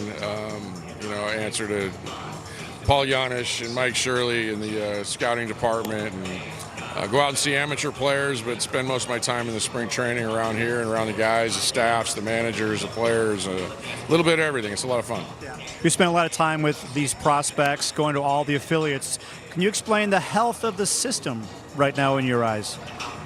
Well, what I can tell you is in a little over a year that I've been here, you've just seen a lot of excitement build inside this building and amongst our affiliates when you go out. I'm not around the big league team a lot, but when I am, you can kind of sense that there as well. It's an exciting time. It's going to start showing on the field. I think we're watching a lot of. I think we started 5 guys today under 20 years old or younger. Opper just pitched, and there's a few more to come in this game. And there's, believe me, we had some hard decisions to make to who was going to play in this game, and that's cool. When you start having those conversations, you know things are going in the right direction. Yeah, I mean, like Noah Schultz, not in this game. Tanner McDougal, not in this game. That's on the pitching side. Yeah, I mean, I think a lot of that's getting them ready. I don't know their exact schedule, but getting them ready to, they're going to get going here in about a week too. So we got to get them on the right days, and today happened to work out for Hagan, but you just mentioned 2 really, really good arms that are close, and we're really excited about what they're going to bring.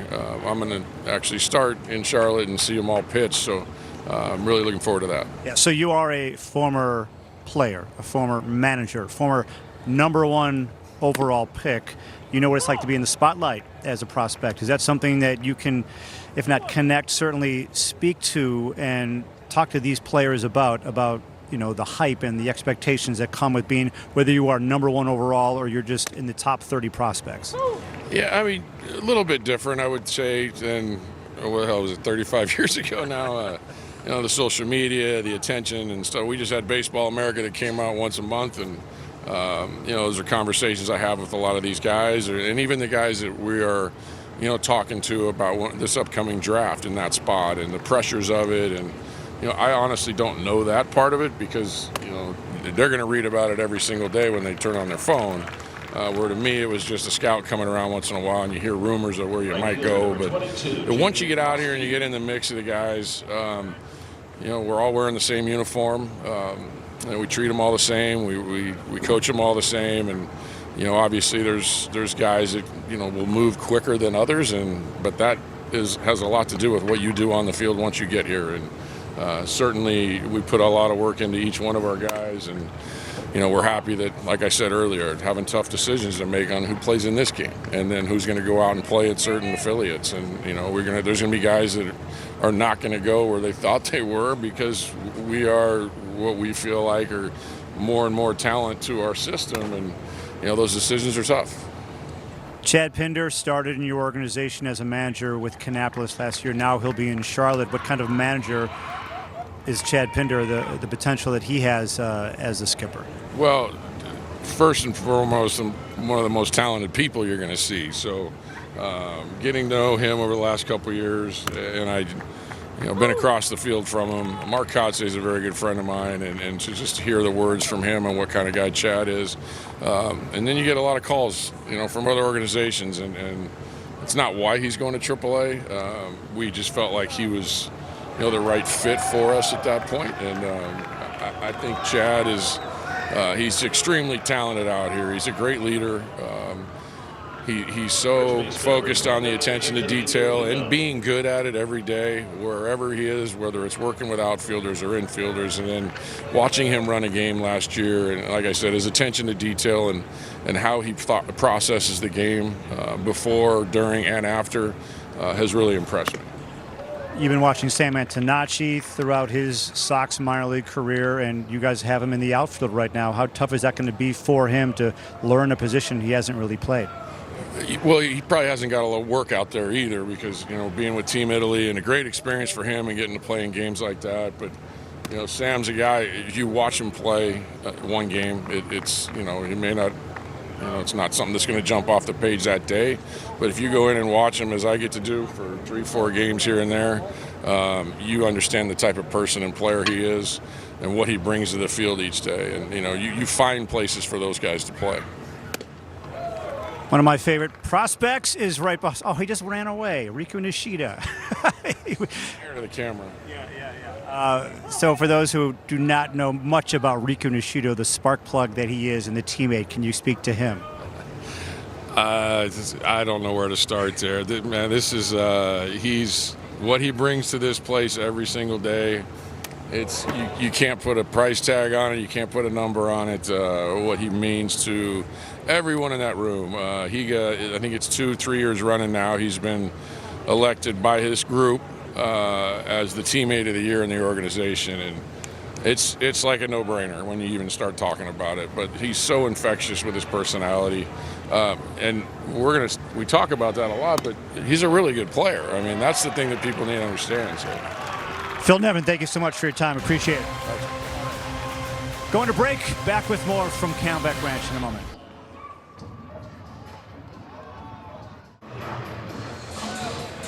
Even at 8 in the bottom of the fourth, Christian Opper back on to work for the White Sox. He departed the game in his last inning of work, now has re-entered the ball game. Do that in Cactus League play and here in the spring breakout game. We'll talk about it a little bit later on in the broadcast more, but there will be some new minor league rules at different levels across baseball this year, and one of them is going to be at the very lower levels, complex leagues, Florida State League, that kind of thing. Starting pitchers will be allowed to re-enter the ballgame in some of those low levels, which I think is a very good idea for those lower development levels. Especially when you're having, like you mentioned, guys are developing, they're trying to, figure out their rhythm, they're trying to figure out their arsenal, so it just allows them just to kind of take a deep breath, and it's okay to make those mistakes. And, that's what the minor leagues is all about, especially at those lower levels. Yeah, there's no reason, the complex leagues or anything like that to go through an entire pitching staff because you're having a night where maybe you walk 14 in the first 3 innings. But this allows you to get a pitcher back out and get back to work safely. That's another really important thing. Yeah, preventing injuries, it's huge, especially at that level. Enter the Ultimate Fan Sweepstakes for a chance to win a one-of-a-kind experience all season long. Don't miss your chance to win the Ultimate Opening Day Package. Receive tickets for different Chicago sporting events, create your own milkshake, and more. To learn more and to enter today, visit whitesox.com/sweepstakes. Walk opens the inning for the Dodgers. And now Chase Harlan will bat with a man aboard. A couple of ground outs for the third baseman. Hope can run. The Dodgers have been off and moving on the base paths all night. And that's part of what's helped them to get back into the ballgame and tie things at 8. Big rip and a miss. A good pitch from Opper makes it 1-1. You know, Connor, we talked about just the development of some of these young arms within the system, but, you know, Phil Nevin was talking to Chuck before the break. You know, we're not seeing guys, we've seen Hagen Smith and Christian Opper, but we're not seeing Tanner McDougal, Noah Schultz in the game tonight. But just, you know, those are guys that are just knocking at the door when it comes to, you know, being close to the big leagues. It's entirely possible that Hagen Smith and Noah Schultz and Tanner McDougal all at some point pitch in the big leagues for the White Sox this year. We'll talk with Paul Giannis, the Director of Player Development, in the 5th inning. And one of the things that the White Sox as a front office are going to have to navigate is how and what kind of assignments would those guys get if they are able to reach the bigs this year. All 3 of them are starters, obviously. The White Sox, that ball ripped to left and over the fence. Antonacci chased it back there, but another homer. No, did it go foul? It did. It hooked. Close. I lose the corner back there in the left field line. So thankfully, that was a homer too. We'll get another chance at it. Here's a look at what I didn't see. Harlan gave it a ride. Oh, yeah. Kept on hooking. So anyway, the White Sox have, you know, kind of been a team that's ready to give a starter coming up from the minor leagues some opportunities out of the bullpen, and perhaps that's something that they're able to do with some of those top arms. Well, certainly they're going to have to get creative because, I mean, it's a good problem to have where you got arms that are knocking at the door. You talk about the plethora of shortstops that we have. You got middle infielders. You got Antonacci even playing in the outfield. They're just going to have to get creative on how they position these guys because, you know, we talk about the guys in the open, the guys that we saw in this game last year, the Kyle Teals, Edgar Quero, Colson Montgomery, Chase Mydroff at the big league level, drawing a walk there. And, you know, so in the impact that they're already having. And so these guys, they're not just prospects, but they're really, really close. So I'm interested when Paul gets in here, just kind of the process. What are they thinking with all this talent that they have on the rise? And not that long ago, the White Sox farm system was kind of ranked in that top 8, top 6 range. And then, you know, for the best reasons, rip and a miss by Vargas. For the best reasons, that system dropped back some because of player graduation, right? Yeah. Teal comes off the prospect list, and so does Quero. And in a lot of ways, though this system is kind of ranked toward the middle of the pack right now by most third-party organizations, the White Sox, they could have more top-tier talent graduating quickly. And I don't know that you can say that about a lot of other teams that are kind of grouped in that middle-of-the-pack farm system ranking. And not just graduating, but performing well at the big league level. You know, the guys that was a huge question is, okay, how are they going to handle under the big lights? And you got to give a lot of credit to them. And I think it comes to, and I know Paul has talked about this, and I'm sure he'll talk about it more, is there's value at winning in the minor league level. Look at Birmingham and those guys staying together, making sure that they're rising at the right time. But the success that they're having, they're playing together, they're building that chemistry. There's value in that. And, you know, we've talked to Kyle Teal. We've talked to some of those guys already at the big league level, and they attest to that as well. Swing and a miss. Hopper gets Vargas. Yeah, there is value winning at the minor league level, and the Sox have done a lot of that at Double-A. The Barons, back-to-back champions. Can you look at Rico Nishida right there at the bottom of the... Oh, that's beautiful. It's lovely. That's teammateship. Phil Nevin talking about his personality. You're seeing it right there, people. I love it. That's a good clubhouse guy, is what it is. This is Victor Rodriguez, who came on to catch for Francisco Espinosa. Riku, one of the 3 headaches at the top of the Barons lineup. Sam Antonacci and William Bergoya, the other 2 migraines for the Southern League. It is hard to hit in the Southern League, and the Barons were able to scrape across runs by any means necessary. I mean, every park that you play in the Southern League is basically like playing in San Diego or Seattle. It's really difficult to hit, and especially hit for power. I love the grittiness of that team, though. That's what I feel like they're really known for down there, and they take pride in that. They fell down 0-1 to the Montgomery Biscuits in the championship series. Came back and won the final 2 games. They had a 13-game winning streak at one point. Did the Birmingham Barons. And I think that we detailed each and every one of those wins when we went down on the farm during the season. We did. Because it was just so much fun to watch them. They won in every which way. But as you know, we're still obviously finalizing some spots at every single level, but you know, Charlotte, talk about good teams. Charlotte could be really good as well. Well, that's the thing. You know, you make a great point, Brooke. Whether Hagen starts at AA, Hagen Smith, who started the game tonight, it may not be long before it's Schultz and Smith and Tanner McDougal at AAA Charlotte, which presents its own challenges for pitching. I mean, you talk about going from the Southern League, as Rodriguez works a walk, to AAA Charlotte. I mean, that environment flips completely. Charlotte's like hitting on the moon. No, talk about the good environment there. But hey, we got a good show on CHSN. The Lead, have you heard of it? You can catch it Monday at 6 p.m. as we recap the weekend for the White Sox and the Blackhawks and get you ready for the Bulls taking on the Rockets right here on CHSN in the CHSN app. Chad Pinder, who is thought of very highly by this White Sox organization, and as you heard Phil Nevin mention, by a lot of others as well, will take Christian Opper out of the ball game. The base is loaded on 3 walks, 1 away, and a pitching change coming up when we come back. Okay, we are back at Camelback Ranch, and everyone watching in Chicago.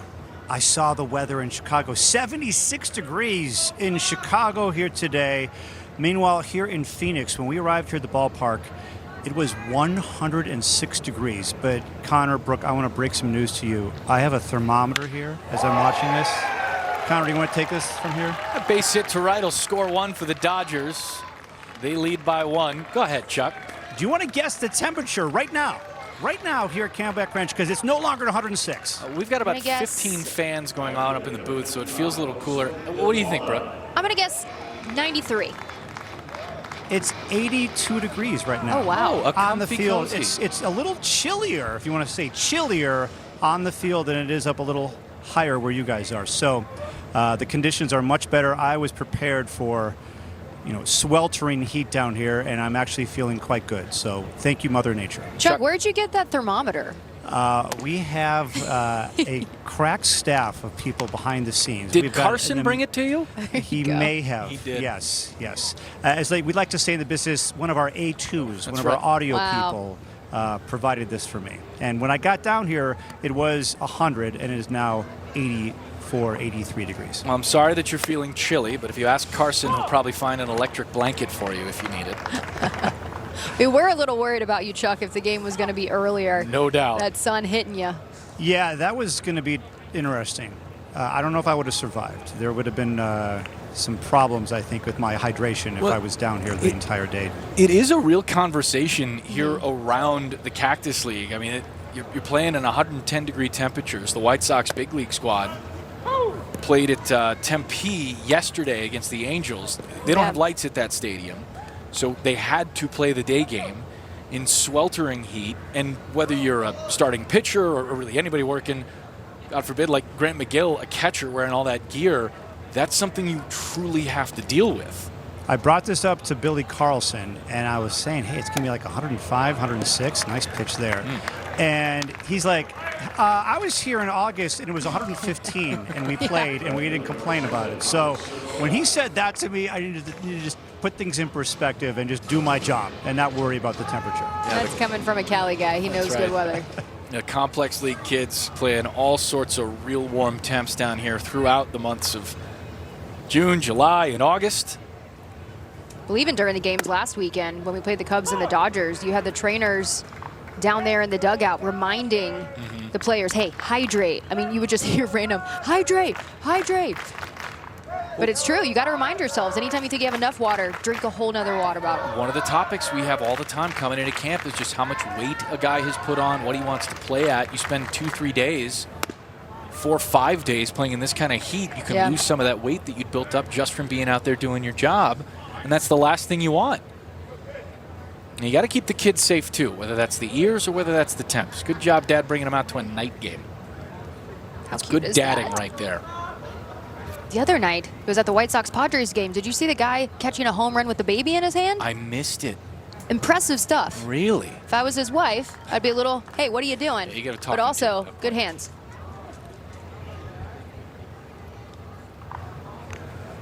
This is Landon Payne back and working for the White Sox. He came on in relief of Christian Opper the first time. And he just got Mike Sirota to go around 1-2. One pitch away from getting out of this bases loaded jam. Bottom fell out of it. And Sirota couldn't hold up. Mike Sirota, Mike Sirotka. Ooh, but he was trying to give him that K right there. Now 2-2. Sox scored 7 in the second, helped by 6 consecutive walks, and now the Dodgers lead 9-8. That one got away to the backstop, fumbled by McGill, but the Dodgers didn't see it. Harlan over there at third had already turned his back to the play, headed toward third base, and the White Sox catch a break.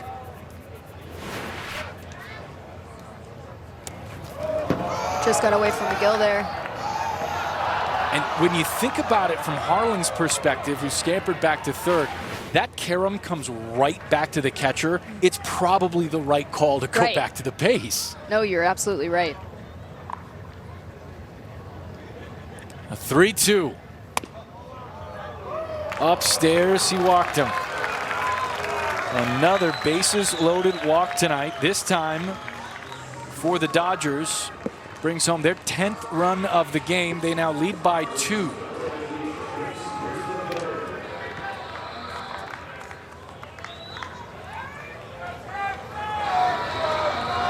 Payne, the former Southern Miss closer, tasked with finishing this fourth.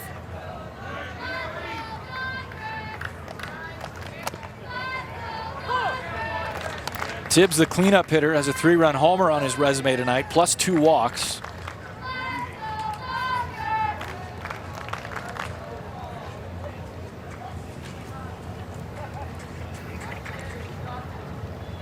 Oh, 1 pitch. That one outside.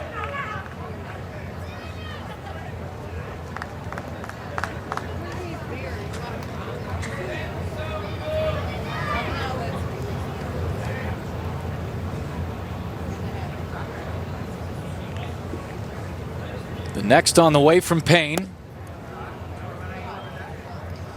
It has just been one of those nights. Strike zone's been jumping around for everybody back there. Command's been all over the place on for both teams, I would say, Connor. This game has seen 8 walks by Dodger pitching, 12 walks by White Sox pitching. We're at an even 20. Good pitch there, makes it 2-2.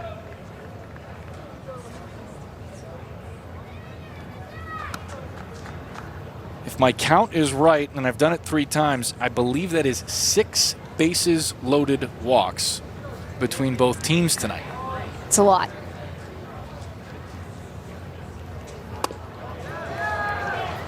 Two pitch out and away. Well, you love to see the discipline as guys are trying to develop. You love that guys are taking certain pitches, showing that discipline at the plate for the White Sox. Those will be the coaching That's encouraging. points. Tonight it'll be great. Hey. Nobody chased. Yeah. Glass half full here. Payne delivers. Tibbs will get another chance. Ball might have been up, but too close to take. Payne's known for not being a finesse guy, but he does attack hitters. Tibbs is having a good night. See how he attacks here.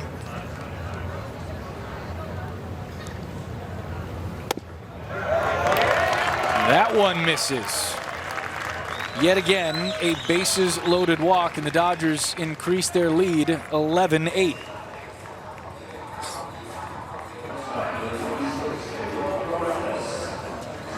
Emil Morales will get a chance with the bases loaded.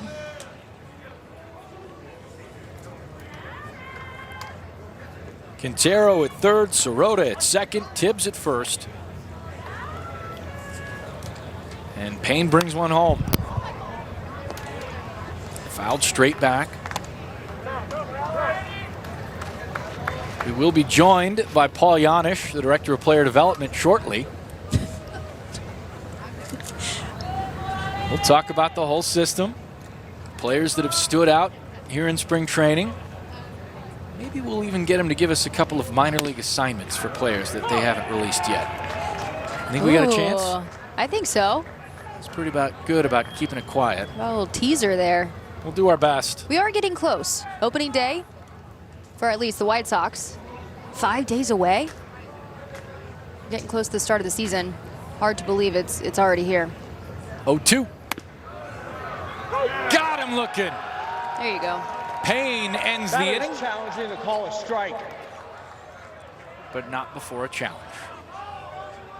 Morales will check it. Let's go. And fail. Payne wins it. Dodgers have one challenge left. Dodgers down to one challenge. White Sox coming to bat in the fifth. They trail by 3.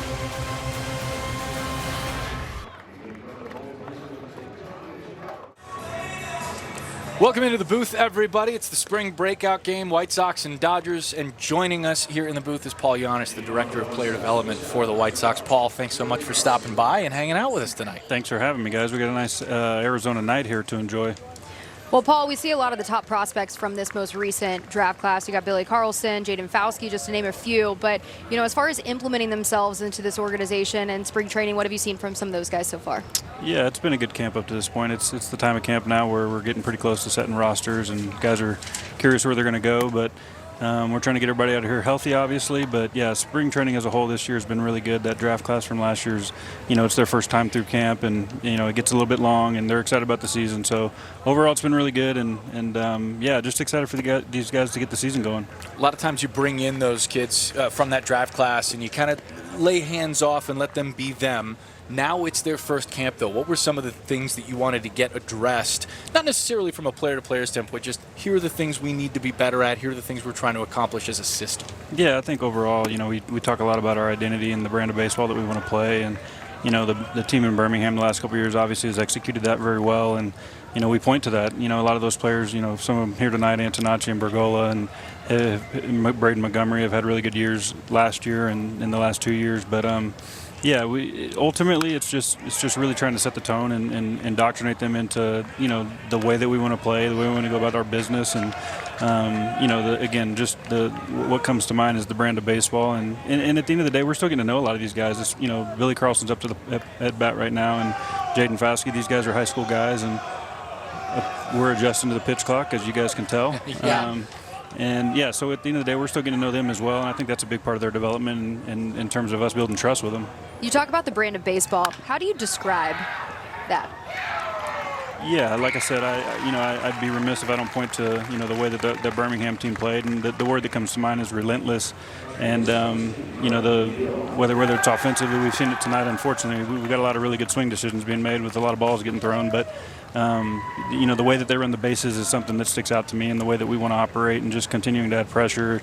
yeah, so it's relentless would be the best word, and you try to get them all going the same way. Let's go to the pitching side of things a little bit here. Some of those guys that are really close to the bigs in Schultz and Hagen Smith and Tanner McDougal.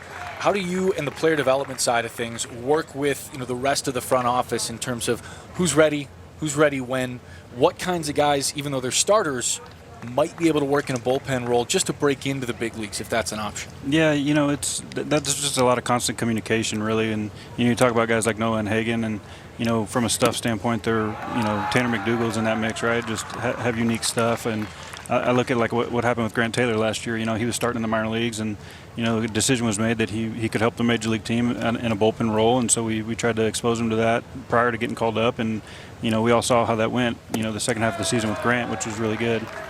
Is that a must for you guys? Is if you are going to shorten a guy up, make him a reliever for just a short term, that you'd like to see that done in the minors before getting to the bigs? Yeah, philosophically, you just want to try to expose guys to what they're going to have to do at the major league level, understanding that sometimes that's a moving target. If you're talking about a starter going to the bullpen, or potentially a position change for a guy that's very offensive that they think can help the big league team, and that position at the major league level may or may not be open, so to speak. So we try to do a good job on the communication part, like I said, and really just trying to be intentional with making sure we expose guys to what they might have to do. We're talking about being intentional there, and with Sam Antonacci getting some reps out there in the outfield. Can you take us through just kind of the thought process there? Yeah, no, it's funny. And when we were talking to Sam yesterday, I believe it was, we're like, hey, man, what outfield position would you feel most comfortable at? He says left field. So, and he's the best example, right? Obviously, he had a tremendous year in the minor leagues last year. His experience in the WBC was unique, right? And he said it was one of the coolest atmospheres he's ever been exposed to, which we can sympathize with. But and due to the offensive potential, we've talked about it, and there's a chance he's gonna be considered to play in the outfield at the major league level, depending on what the lineup is optimally on a given day when he gets there. So, we can't promise when he's going to get called up, if he's going to get called up, but we just want to make sure he's been exposed to what he might have to do there. Connor and I were talking about earlier on the broadcast just the amount of shortstops you guys have, and just guys up the middle, just the talent there. You mentioned moving Sam Antonacci out to the outfield. Are those things that you're just thinking about, even though some guys might not be as close, but just the wheels are turning with that regard? Yeah, I think we have to have a little bit of foresight with what might happen, especially philosophically. We are stacking up some shortstops, and I would argue that's a really good problem to have. Yeah. We don't know who's going to be a quote-unquote shortstop at the major league level. So as they do get closer, Bergola sticks out right now. He's playing second tonight. He's obviously a very good shortstop. There's no doubt in my mind he can go play third if you need him to. But those infielder types that can bounce around the field are extremely valuable. And when the opportunity presents, and in a lot of cases, it's going to be who's swinging the bat the best. Caleb Bottomer is a guy that you and I have talked about quite a bit, and it sounds like it'll be a lot of third base for him, but where have you seen the strides come forward for him defensively? Because last year at A-ball playing shortstop at 19, it's just such an impressive accomplishment in and of itself. Yeah, the thing that sticks out about Caleb is just the work ethic. We are all so impressed with what he can do offensively, and what he did accomplish last year offensively in his first full season out of high school was really impressive. But from a defensive standpoint, he has a lot of confidence and a lot of want to be good on the dirt. And so, again, we'll continue to expose him. He's going to play short this year as well, in addition to third base. But, the thing that sticks out is just his want to be good. I'm a believer that on the defensive side of the ball, guys, you can make yourself better if you want it bad enough. And Caleb definitely wants it. So we'll continue to facilitate. And, again, with him, though, the offensive profile is so enticing, I think that his bat is going to carry him quicker than most. You're talking about guys that want to be great, and Braden Montgomery has been very outspoken about that. Just what strides have you seen from him, and maybe some things you've challenged him to work on going into the season? Yeah, in terms of, Braden, the player, the human, it's just the teammate is what sticks out. I mean, he's such a good guy, regardless of, what uniform he's got on, and his teammates would tell you the same thing. So in terms of going into the season, it's just continued development on the defensive side of the ball, being as versatile as he can be. We're going to make him play center, in the minor leagues. To what position he ends up playing in the big leagues, the future will tell us. But in addition to that, the base running, he's stolen some bases on our side since he's gotten sent out of Major League camp, and he's getting better at that as well. We got a lot more Fari Paul, so don't go anywhere. We'll bring back Paul Janisch when we come back. 11-8, Dodgers lead the Sox.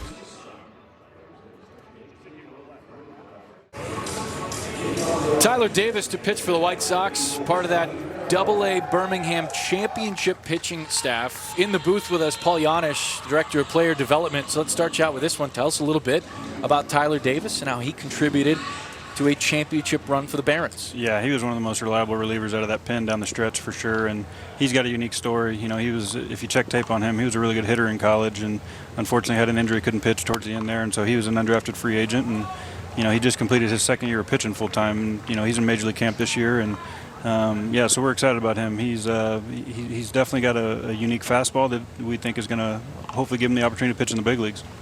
You know, we were talking about some of the new rules that are coming up.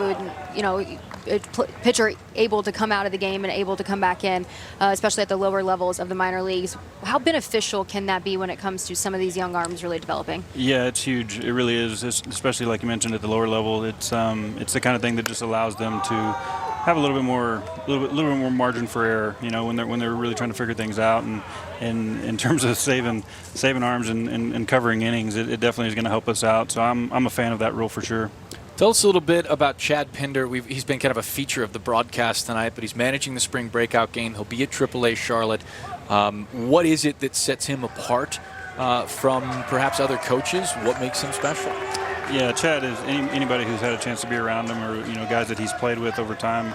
You know, you always tell guys that, you know, your resume starts the first day you get into pro ball, and Chad definitely checks that box. He's just such a good communicator. The fact that he just got done playing, relatively speaking, I think really lends itself to him to being able to communicate with players in a effective way, and you know, being able to talk to them in a way that, hey, I've been in your shoes. You know, he wasn't a superstar, obviously.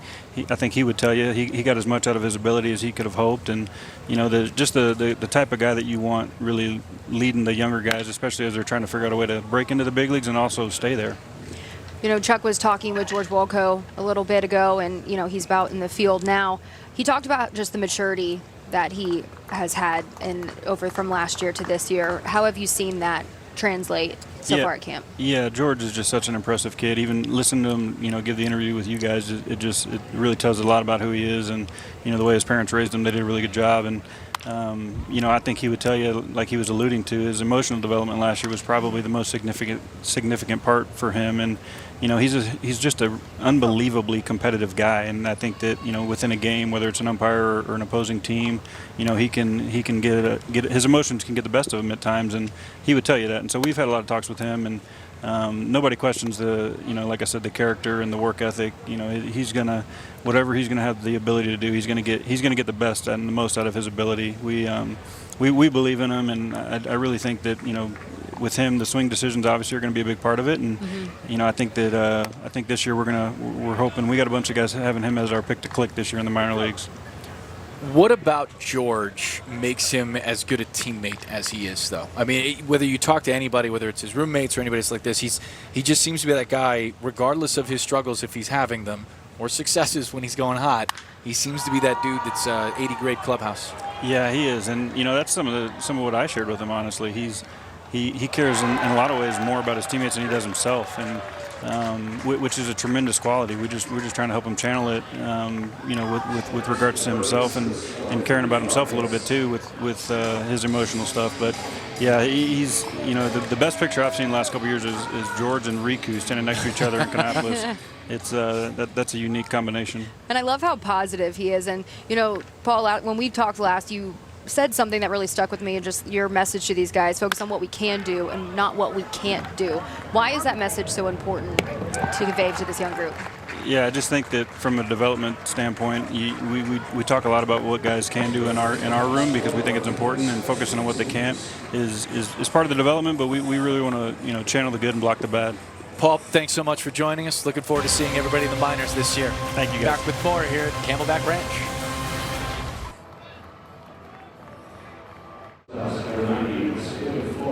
"11-8, Dodgers lead the White Sox in the top of the sixth. It's been a back-and-forth affair with a lot of walks and a lot of prospects showing out tonight. Big thanks to Paul Janisch, the Director of Player Development, for joining us on the broadcast tonight. Javier Mogollon. So much good stuff from Paul. Just kind of getting insight, the behind the scenes of what goes into not only just running the minor leagues, but just the thought process with with these prospects and just what's on the rise for this organization? There are so many sliding doors when it comes to, who gets promoted when and what happens if he plays here. Right. And, forget about getting into the big leagues and dealing with that roster and how it's going to work with some of these prospects. You've just got to be, and that was kind of his buzzword early on in the interview, is constant communication with the rest of that front office about who's ready to come up and give you what they can. Mogollon goes down swinging. Hey guys, tomorrow the Blackhawks are back at the United Center to take on the Nashville Predators. Coverage starts at 1:30 with Blackhawks Countdown live on CHSN, or stream it live on the CHSN app or chsn.com. Chicago Sports Network, full stream ahead. Jacob Gonzalez will hit in the 9 spot for Grant McGill. Mogollon hit for Billy Carlson. Gonzalez, a former #1 pick by the White Sox, out of Ole Miss. Figure he'll see some time in Charlotte, perhaps to start the year. Shortstop and a leader in the SEC, coming to the White Sox organization, looking to get himself on track and established in the major leagues. Spent some ups and downs, some run of good play as well. If he can get around on the inside pitch, he's certainly got pop to drive it out to right. Entered camp, though, in better shape, just looking to regain that trajectory.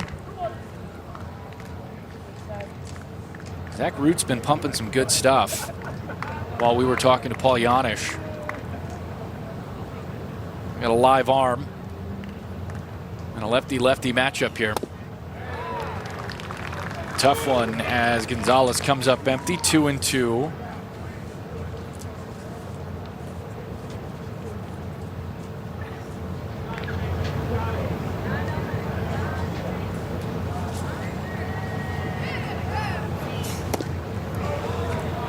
One gets away, and it's now full at 3-2. We're talking about how close these guys are, in this middle infield, and he's gotten really close with Billy Carlson. And Billy told me that they're from the same area, kind of in California. They both have Mexican descent, so they said their goal in the next WBC, they want to be the up-the-middle duo for Team Mexico. Oh, that would be fantastic. I think it's really cool what the World Baseball Classic has offered, not just to baseball fans kind of watching it and getting involved with it and stuff, but also to players, and not just big leaguers, but guys who are on the cusp, prospects who have gotten there. Guys like Alexi Ramirez, who played at 44 years old for Team Cuba, right? I mean, all walks can get a chance in that World Baseball Classic, and it's a ton of fun. Gosh, and you just saw with drawing a walk there. Oh, challenging. Called and Batters challenging to call a strike. So we get to watch another suspense-filled animation. And that one's in there. Calls confirmed. White Sox have 0 challenges the remainder of the game. Connor, we were talking about the WBC and just the competitiveness and how much fun that was to watch, but we're adding that little aspect to the breakout game next year. Yeah, it'll be a tournament. We'll see how that rolls out, but it'll be 2 single elimination tournaments. So a chance for these prospects to play for a little something. Oh, that nick him? Montgomery. That was a close one. Well, if you needed any proof that Braden was an athlete, there it was. I don't know how he got out of the way of this. Quick reflexes. Whoop. Whoa. Did he get his foot? Back foot? Braden wants to stay in and hit one way or another. They said he's hungry to be great. That's just the mentality of Braden Montgomery right there. But going back to the tournament, though, when you talk to a lot of prospects across the league, they're all for it. They want to play in games like this, and for games to mean something just brings out that competitive spirit. And also a little rivalry, maybe, going up against different teams within the leagues at spring training just adds another level to it. I dig it. I know the Barons and Biscuits at AA, they played for the title last year. There was a pretty good rivalry between those two teams. Biscuits, the Rays affiliate. So some good players in that system always. Montgomery let it go on a 3-0 cut. That will drop foul. Sox fans, Head to the ballpark Saturday, April 4th as the White Sox take on the Blue Jays at 1 o'clock. The first 15,000 fans in attendance will receive a Colson Montgomery hooded jersey tank presented by Rush. To purchase tickets, visit whitesox.com/opening series.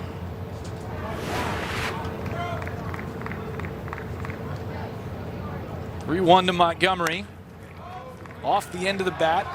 Squibber to second. And not handled. So Braden is aboard.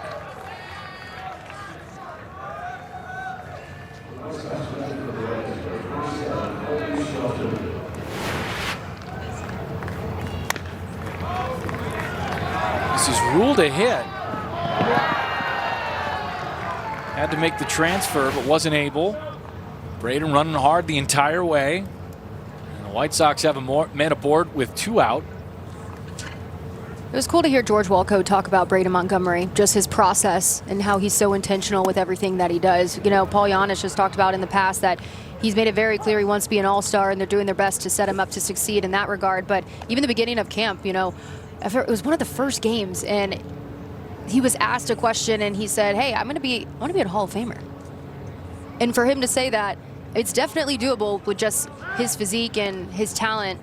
But I love that he's not playing around, and he knows exactly what he wants. You know, it used to be a prospect might say something like that, and you know, you get shouted down from older players or the baseball establishment or what have you. But Josue DePaula, the #1 prospect in the Dodgers organization, has said the exact same thing. And I kind of like it. Yeah. I don't mind it at all. Like, you understand what Braden or DePaula, for his part, are saying. They want to be great in this game. Mm-hmm. They want to achieve what they can achieve. And baseball is kind of one of those games where, you know, if you're playing alongside a potential Hall of Famer, chances are you're going to win a lot of ball games. And that's good for the whole team. Well, it's kind of a lead by example kind of thing, right? No doubt. When you go about your business the right way, that's other guys are seeing that, and it rubs off on them. You know, you talk to the big league guys about Munetaka Murakami, and that's been the ongoing theme about his process and how that's rubbed off on them. Colby Shelton hitting in Gerald Perez's spot. 3-0, wave and a miss. Chuck had a great podcast with Braden Montgomery. He's been crushing the podcast so far at spring Chuck training. always crushes the podcast game. If you haven't kidding? listened to any of them, be sure to do so. He's got some really great stuff. Shelton played at Kannapolis last season. You saw the numbers flash up there on the screen. Drafted in the 6th round last year by the White Sox. He was drafted out of high school as well by the Nationals. Chose to go to Alabama.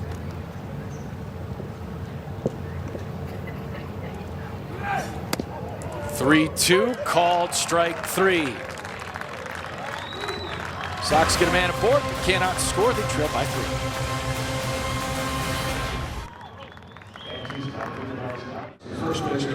We are back at Camelback Ranch for the spring breakout game, White Sox and Dodgers prospects. And I'm here with Sam Antonacci, who is his night is over. First off, you're playing some outfield now. How has that transition been for you, considering you hadn't really played much until a couple of days ago? Yeah, it's definitely been eventful for the most part, but just trying to get comfortable out there and just keep getting some work in, especially during BP, taking live reads and all of that. So it's been fun so far. What are guys telling you about what it takes to play out there? Just your first step, quickness right off the bat.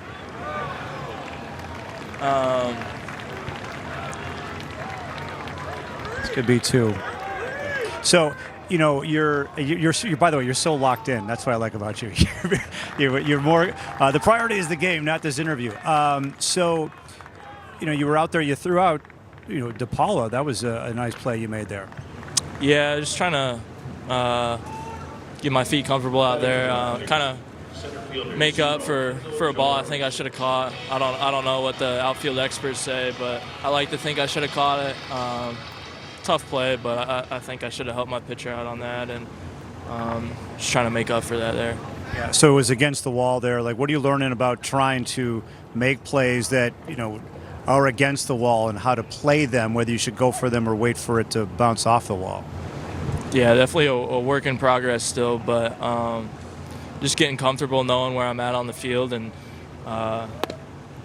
knowing how long it takes to get there, and just being aware of my surroundings for the most part, and then just relying on my other guys in the outfield to help me out. All right, so you were playing in the Arizona Fall League, and we had talked in the offseason that even though it was an exhibition game, you were wanting to win every game, and you had to be reminded it was just an exhibition. Well, this is an exhibition. How much do you want to beat the Dodgers here? This is. I mean, I always want to win. This is definitely still a little bit different, even from the Fall League, even more kind of laid back. This kind of feels like more spring training vibes without rolling innings, but it's just fun to get out here, and now I get to support my guys, focus on flushing out whatever the hell happened in the first 5 innings. So just be here for my guys and support them because they supported me through the first 5. All right, so you were in the World Baseball Classic playing for Team Italy. What was that experience like for you? A lot of memories for sure. Got to learn a bunch from a lot of veterans, and then just to be able to play in an amazing atmosphere in Houston and Miami, and just thankful for the opportunity and thankful for the opportunity that the coaches there gave me. So your teammate Kyle Teal was there and was having a really good WBC before he got hurt, and it sounds like he's actually doing really well with that hamstring injury that he suffered there. What kind of effect did Teal have on that team? It was definitely heartbreaking to just see him go down the way he was swinging it, and the way he was in the clubhouse as well. And then I was kind of just more sad because that was the first time that I've been around him, and we were kind of getting to know each other, and it was kind of sad to see him leave, but knew he had to get back here and get the rehab process going. But yeah, he's definitely a big player on that team, and we definitely missed him. I mean, you have this Italian heritage. Did it go up a notch or two just from that experience? Because it seemed like everyone was pulling behind this team, and what you guys were able to do, it came out of nowhere. Definitely, I think just a lot of random people, especially from Italy, just reaching out, and I didn't think that we'd have that effect so much, and just to see all that support from them, and then just the whole country, it's truly awesome. And each time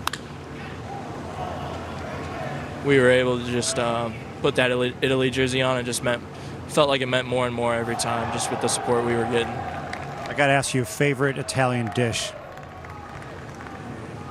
Kind of cliche, but a good chicken parm. Nothing beats that. I'm with you, by the way. It's good. It's filling. It's got the calories, got the protein, carbs. It's got everything you need. So. Guess what I had for dinner last night? Chicken parm. Chicken parm. You're from? Oh shoot! I forgot the name of the place. I forgot the name. My wife's gonna kill me. I forgot the name of it, but I've had a lot of good chicken parm in Phoenix. North Italia? North. I've been there. I know Noah Schultz loves that place. Chicken parm, yeah. Schultz knows how to eat, so it's a good spot. You gotta try. Sam, thanks for your time. I appreciate it. Yeah, thank you. Thanks for having me. Okay. Back up to you guys. Sam, Chuck, thank you so much. What was the quote there? Schultz knows how to eat? Noah Schultz knows how to eat. Love it. We'll have to dive deeper into that comment later. Do some investigative reporting. But chicken parm, you can't go wrong with some good chicken parm. No, you can't. Even a bad chicken parm will get it done every now and again. Tyler Davis pitching for the White Sox. It was a leadoff double by Victor Rodriguez that started the inning. I love what he talked about there with just how close Team Italy was, and Kyle Teal and what he meant to that group. But Kyle was also talking about Vinny Pasquantino and just the leadership that he demonstrated, and he was a huge reason why they got so close so quickly. Something that he was observing and something that he's hoping to kind of, take some notes and bring back to the White Sox group. That's a young group that's just trying to, really build something. Also the espresso machine too. Oh, love the espresso machine. You got to have it. Pasquantino, one of those guys who around the league, though he has had some big hits against the White Sox and will be a division rival, it seems, for a long time. One of those dudes around baseball that stands out as a leader, as kind of a culture builder. Big part of Team Italy there too. Davis walks Davalon to load the bases, which is the game state we've seen more often than probably any other tonight. Walks will define this game. They definitely have to this point. And when we talk about prospect development, especially on the pitching side, it is mostly about landing off speed for strikes. And that has been a challenge this evening, as it will be for every pitcher at every point during their development. Moises Bolivar lifts one to right. The throw coming in is going to hold runners at bay. So Steven Flores does a good job of blocking it in front and not letting that ball get away and causing any trouble. Flores in, and that's Samuel Zavala, who came over to the White Sox in the trade that sent Dylan Cease to the Padres a few years ago. Zavala's a really interesting dude to watch. He's played great outfield defense in both center and right. And at times last year, for good stretches, it looked like he had gotten himself really rolling. Still young for the level. We'll see where he gets deployed. But there are a lot of prospect gurus that have kind of looked at Samuel Zavala's year last year, kind of underneath the hood, and thought, hey, there could be some real movement here coming into 26. I know he was highly respected in the Padres organization. Uneven 2024 season, but found something to kind of rebound. Now just the expectations, can he continue that here in 2026? Speaking of that trade of Dylan Cease, we talked a lot about the arms that could be ready to go for the White Sox here sooner rather than later. And obviously the big prospects that stand out, Noah Schultz, who knows how to eat, Tanner McDougal, and Hagen Smith. But you've got guys like Drew Thorpe and Kai Bush and Mason Adams, just to name three guys, all coming off various injuries that may be ready at some point, kind of like June or July. It could be like a line change for the White Sox pitching-wise if all those guys become some kind of major league ready. And they're all progressing really well. But I remember last season last spring training, Drew Thorpe, Mason Adams, those were names that were definitely being floated around that could potentially, we could see in Chicago at some point. Obviously, it was unfortunate with those setbacks, but you're right. I mean, shortstops, plethora of those guys, but a lot of arms that you need to make some decisions on as well once those guys are healthy. A nasty one from Davis there ends the Dodgers half of the sixth.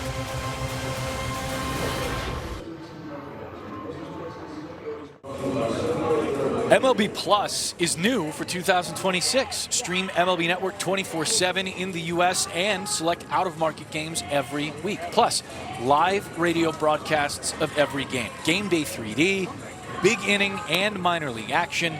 Visit MLB.com/MLB Plus to subscribe today. Samuel Zavala leading off the inning for the White Sox. He will face Adam Suranowski. Pitching for the Dodgers, 11-8 Dodgers lead.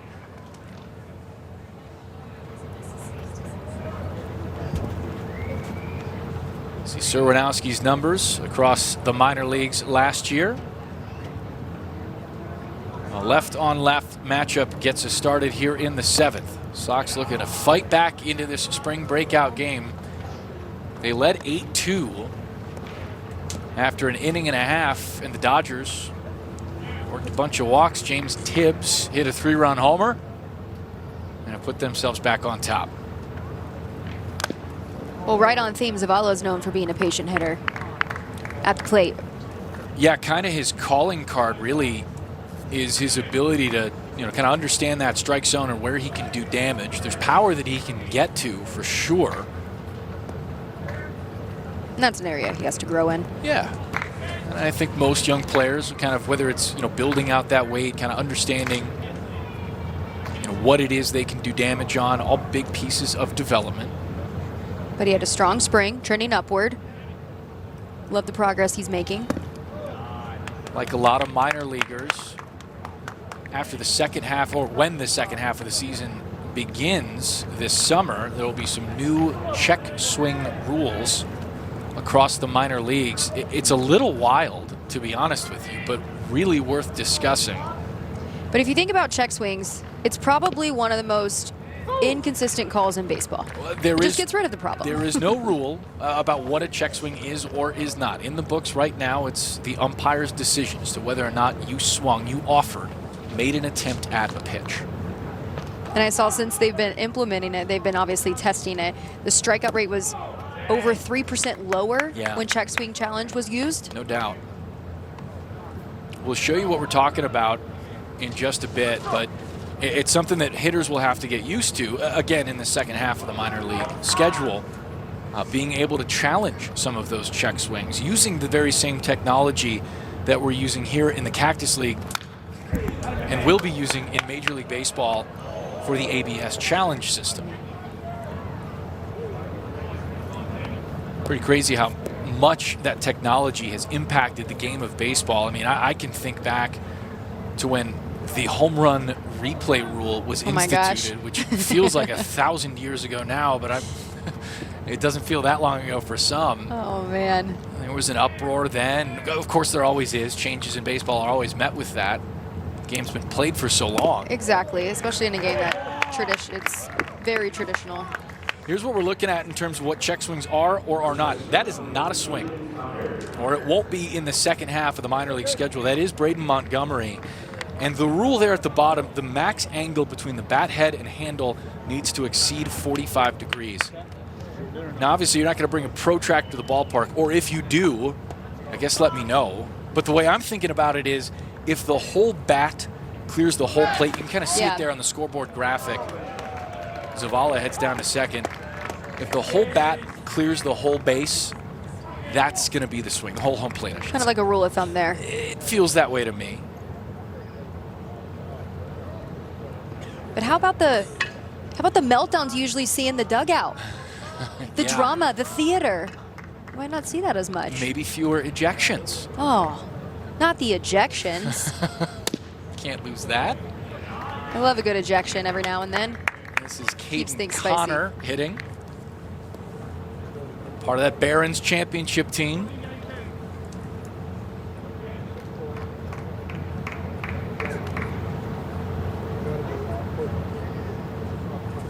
Connor's a very good first baseman. 2 errors over at first in 2024, just 1 last season. Big backstop for a good infield at AA last year, and one of the guys that maybe a little unheralded but has a lot of promise. Guys, I was talking with Tanner McDougal. I asked him, who's your sleeper prospect? He said Connor. Interesting. Caden lifts it to left, and this will drop in no man's land. Zavala made a great read holding up halfway and advances to third. Well, a lot of... Go ahead. He also predicted that Caden was going to do exactly that. Love it. This was like 3 weeks ago, and he said, Chuck, you're going to do a sideline hit during the prospect game, and you're going to say this about Caden Connor, and he's going to hit a single like that. So it's amazing that just happened. We knew Tanner was talented. We didn't know he was also psychic.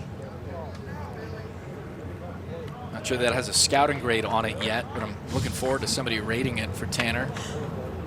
Talk about somebody that's been fun to get to know. Yeah. Tanner McDougal. People watch out. Got a great personality. He's one of those guys that I think Sox fans will fall in love with real quickly when he gets to the big leagues. People got a taste of it at Sox Fest.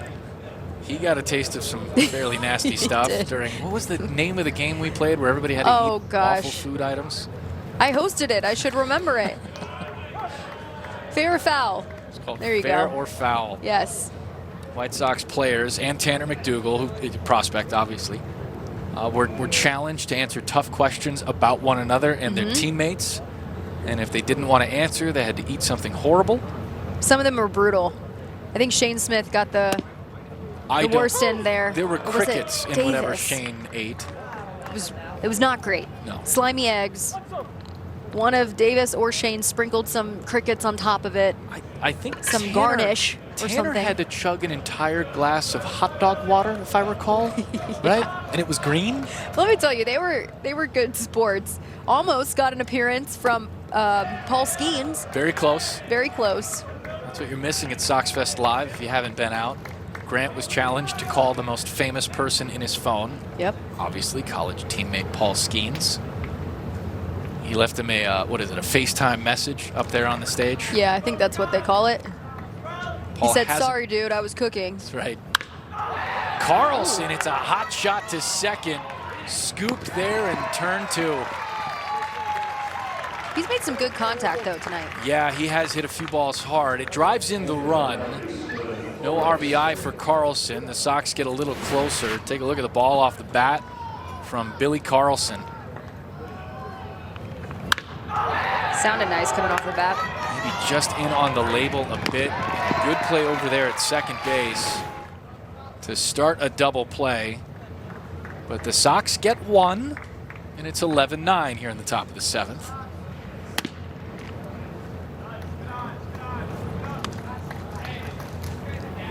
This is Steven Flores into the game and catching. Made a nice defensive play in the last half inning to keep the bases loaded. On a ball to right.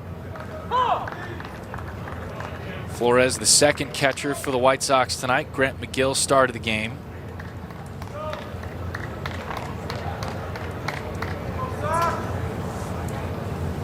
Just to round out the conversation on that check swing rule we're going to see in the second half of the minor league season. If you look back through some of the videos in the 50s and 60s, back when Sandy Koufax was pitching, that kind of thing, check swings weren't really called the way that they are now. So in a way, going back to this 45-degree rule is kind of going to feel like old school baseball. And some of the changes that this game has made over the last few years have been trying to get back to just that. More stolen bases, more balls in play, and a little bit more action. Sox get 1.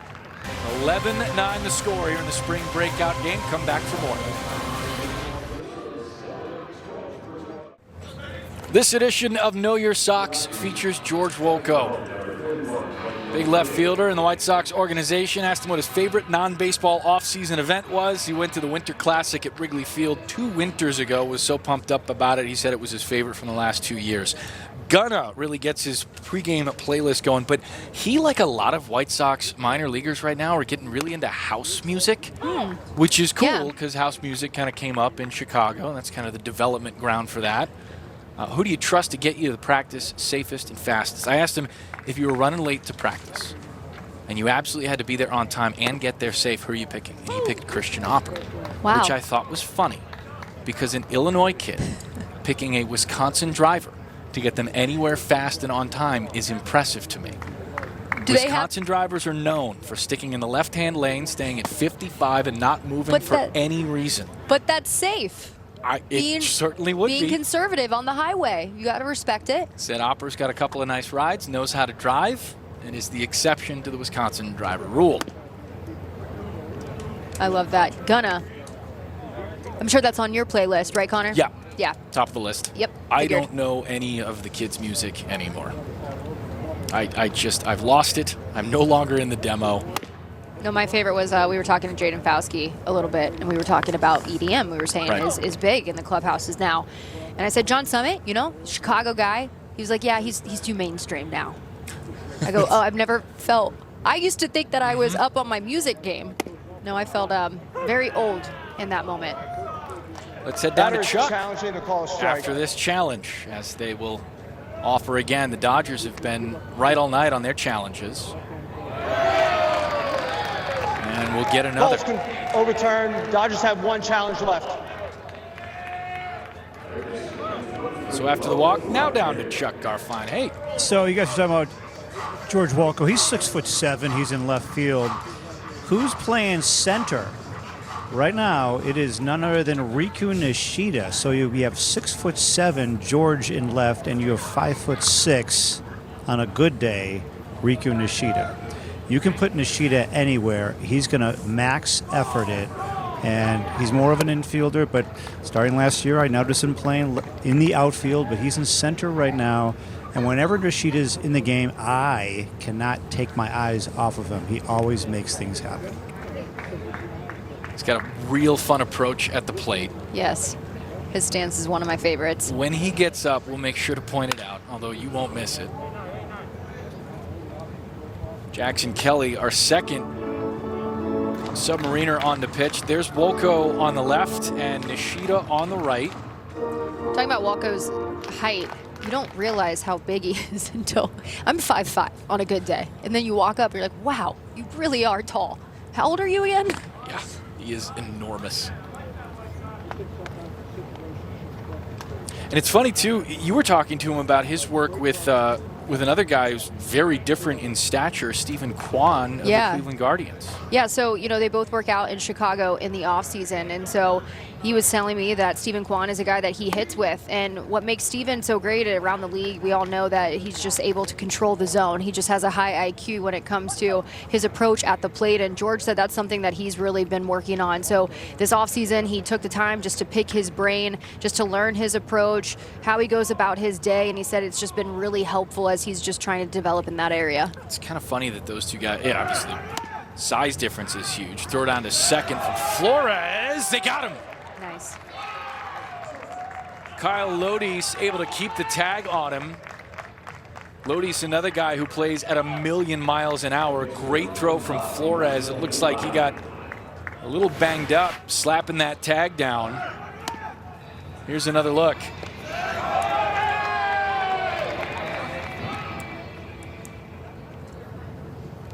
Tuning came in hard, and Lodi's got that lead leg.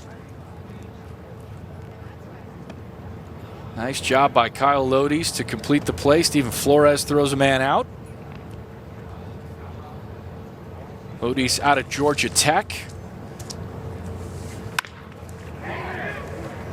Soft fly ball in a right, coming on hard and making a catch.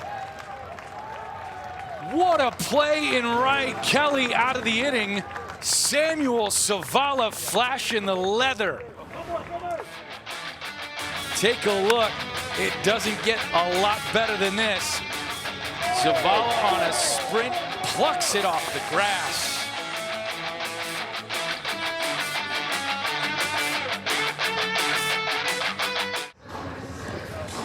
Score the season's biggest games at unbeatable value with a ticket plan. Enjoy flexible payments, easy ticket exchanges, and exclusive perks all year long. For more information, visit whitesox.com/ticket plans or call 312-674-1000. Sox trail by 2. It's 11-9, and George Wolko will come to the plate for the first time tonight. He's been out and left. And will face Serwinowski, who's out for another inning of work for the Dodgers.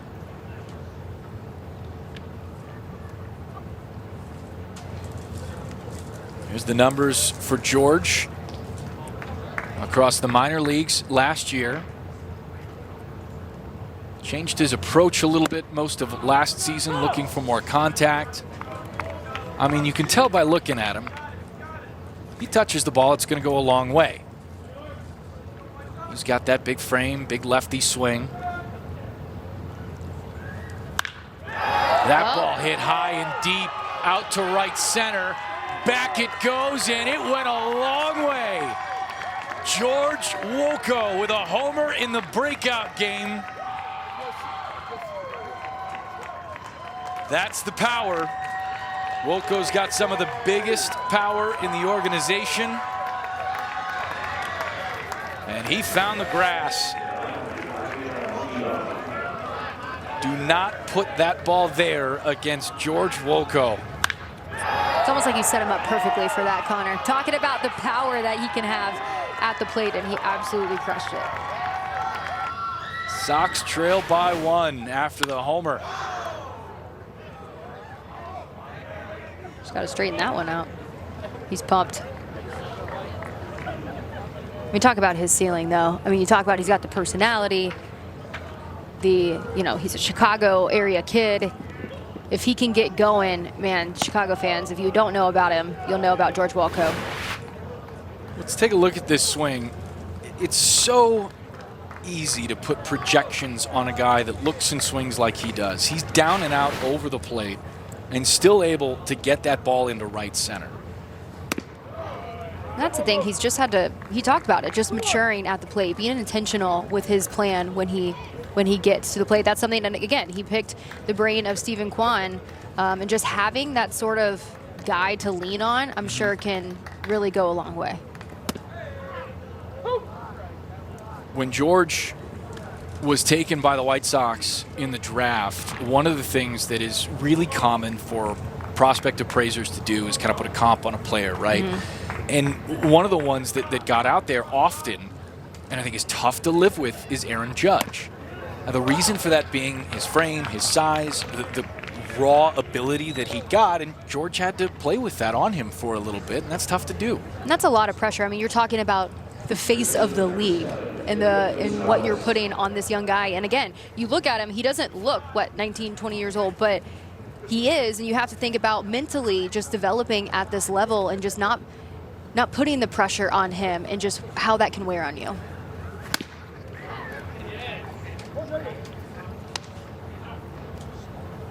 He's a fun guy to root for, and with the possibility that he's got of maybe making a move through the minor leagues a little bit here in 2026, you know, you can kind of realize what that might do for the White Sox, you know, as a farm system, right?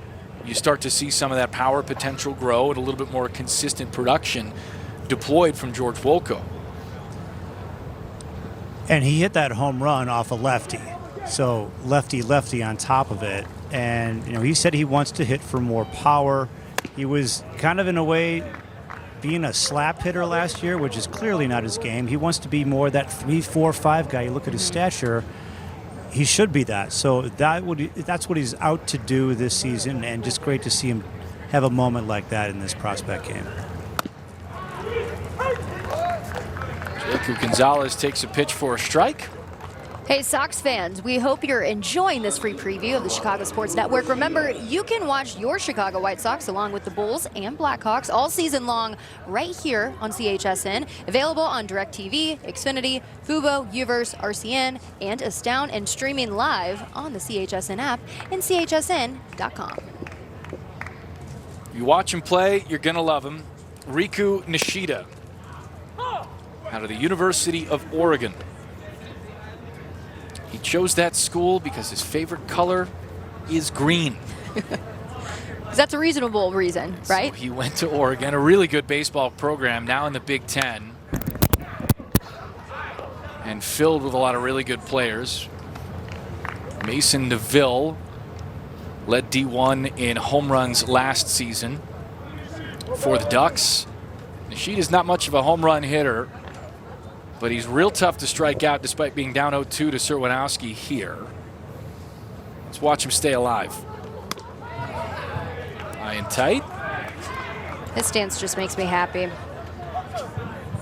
He's got so much personality. It's a lot of movement, a lot of life. You got the hip twist. Moving the hips, there you go. Active front foot. One of the things we're seeing too with the ABS system is the actual heights of players getting measured, and just how small that strike zone is on a guy like, you know, Nishida, or even smaller than that, Jose Altuve for the Astros. That's a good point. Those are tough targets to aim for, and Serwanowski missed it when here. So Nishida goes from 0-2 to 3-2. Another big force in that Birmingham Barons championship lineup last year, Riku Nishida.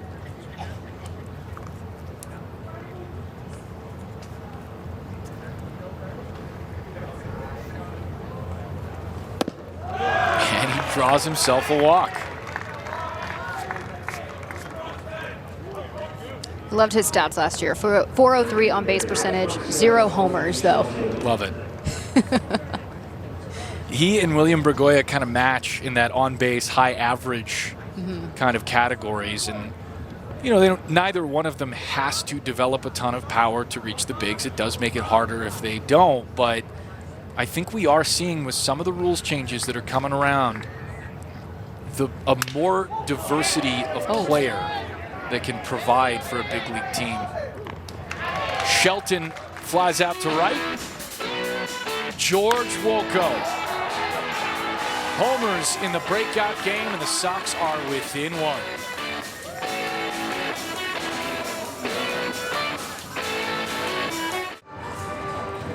Play the Sox Split 50-50 raffle for your chance to win big. The $50,000 guaranteed jackpot will keep building through April 2nd. Fans who play now will receive special early bird pricing and automatically be entered to win an opening day experience. Play now at whitesox.com/SoxSplit. Valid for Illinois residents 18 and over. Tyler Schweitzer on for the Sox. Quite a ride for Schweitzer last year. Reached AAA Charlotte, struggled, was sent back down to AA Birmingham, and then asked to relieve, and did really well in that role. Had himself a stretch of 30 consecutive scoreless innings pitching out of the bullpen for the Barons.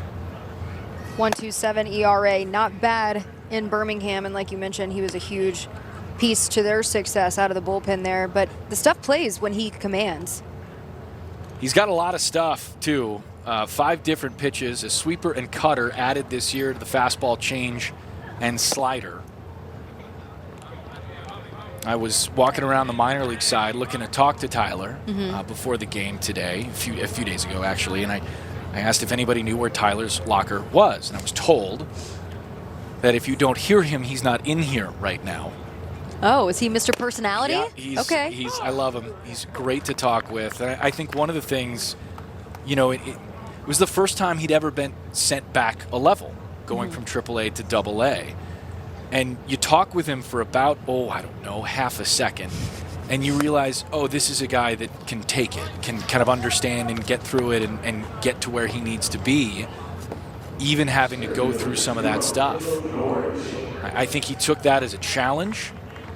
Certainly excelled with it out of that bullpen and helped the Barons win a title. And that's such a gift, especially in this game. People underestimate the mental aspect and the mental toughness that you have to have, especially grinding through the minors. It's hard. A lot of people don't know about the behind the scenes of what goes into it. So for him to have a good outlook and take that and use that as motivation, that says a lot about him. Throughout that 30-inning scoreless streak, Schweitzer just kept on talking to teammates, telling them, hey, it's at 26 now. Hey, 27. He wasn't afraid he was going to jinx it? No. His whole approach to it was just keep talking about it and take the, you know what I mean, take ownership of it, agency of it. Speak it into existence. We love it. I think Sox fans can relate, right? I mean, every time Mark Burley was getting close to his no-hitter or perfect game, he kept on telling everybody it was happening.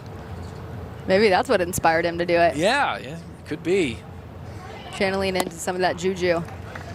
Kendall George swings and misses over a Schweitzer offering after the leadoff walk. Schweitzer, a 5th-round pick out of Ball State in 2022 for the White Sox.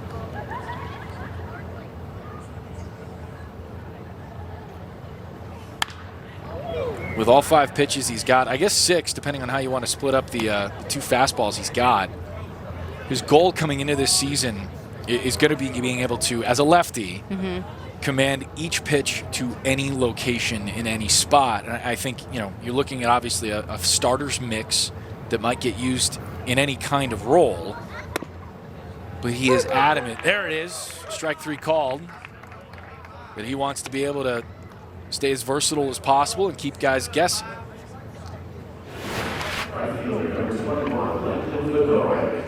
Certainly had Kendall George guessing. Didn't know if he was coming or going. First out of the inning, Schweitzer gets a K. And Landon Vitorek. A lefty-lefty matchup for Tyler Schweitzer here in the bottom of the 8th. Go ahead. Sox have fought back into this game with a George Wolko home run.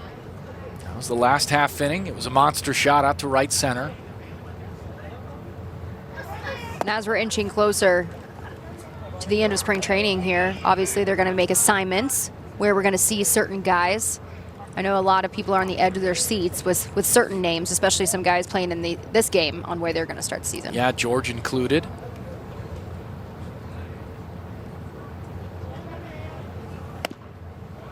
Oh.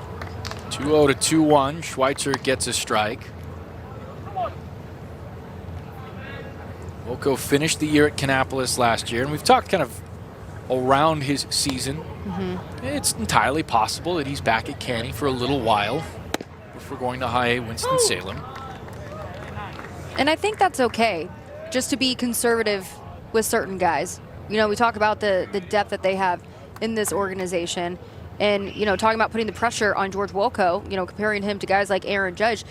There's benefits for guys to be at a certain level and making sure they're rising at the right time. You don't want to rush it, because you've looked at history in the league in the past and guys rush up through the system. Sometimes it works, sometimes it doesn't. I think right now with certain guys, you want to make sure, especially in the long term, make sure that they're primed and ready to go at the right time. And depending on how much baseball a guy has played and at what levels, you know, the experience that a guy like, I don't know, take Braden Montgomery has had through, you know, playing high-level collegiate baseball at both Stanford and A&M, you know, breaks an ankle at the end of his college season, or college career, I should say, misses a full year while with the Red Sox org, but can move through a handful of levels last year like he did. Wilco coming out as a high school product, and kind of because the minor leagues have been, you know, altered so much and some lower levels have been cut away like rookie ball, you know, the assignments have to be more aggressive by default. There's no places like a, you know, rookie league to put a guy. It's just the complex leagues and then to A-ball. And I know we've mentioned it a handful of times with Caleb Bonham, but the fact that he played short at A-ball at 19 would be not unheard of in years past, but now is going to become more commonplace because that's where these guys got to play. It's a good point. Viderek's really making Schweitzer work. Next pitch will be number 9 in the at-bat with a couple of fouls.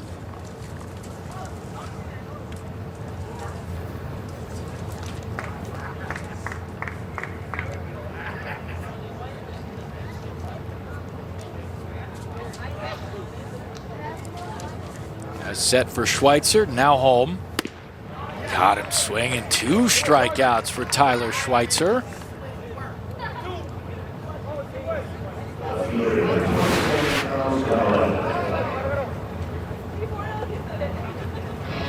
That's just a challenge fastball, looked like, and Viderek came up empty. So now Schweitzer will face Charles Davalon, who, you guessed it, walked in the 6th. A lot of walks for both sides tonight. If you're just joining us, thanks. And also, 6 straight walks for the White Sox in the 2nd. I love the dedication. A 7-run inning. From, sorry, I didn't mean to step on you there. I love the dedication from some of these fans that are still here. Schweitzer gloves it, throws to first, and gets himself out of the 8th. Sox will hit when we come back. Cover your bases this season with a ballpark pass. For a limited time, get access to 28 home games in April and May for $149. Your ballpark pass includes opening day on April 2nd and access to exclusive giveaways that take your fan experience to the next level. To purchase, visit whitesox.com/ballparkpass. Braden Montgomery, the #1 prospect in the White Sox system on MLB Pipeline.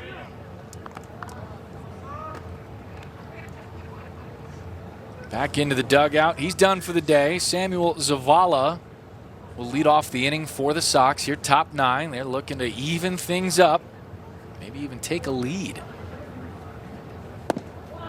He had that awesome catch. That was a really nice play out and right. Charging in hard on a balloon drop out in front of him. Solid defense. Still trying to develop at the plate. One off the end of the bat. Zavala runs well. Serwanowski clutched, throws it away into the corner. Zavala on his horse. And we'll get to second. Fake the move toward third as the throw is late to come in.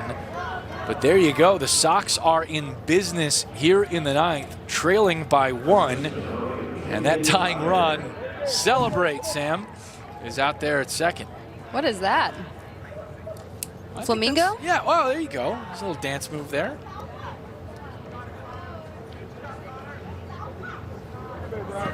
Caden Connor, now playing first base for the White Sox, will hit with a man in scoring position. Though Connor's a first baseman, he's a real contact-oriented one. Very good bat control. Not a ton of pop, but it's developing. One of the older players in the system. He predates the Chris Getz administration. And one of the things that Connor told me was just how impressed he was with some of the swing decision readouts that hitters get as Ryan Fuller's come into the organization. It's not about results per se.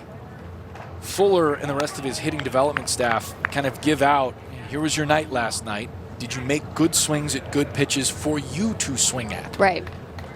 And that was really impressed, or that really impressed Caden Connor and has really helped him kind of develop his own game.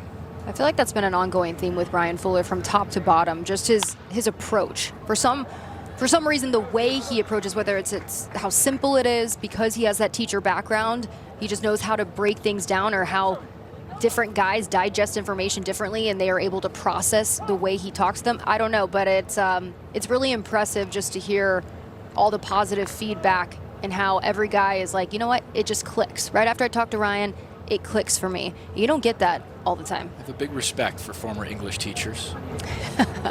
From experience? Well, who could say?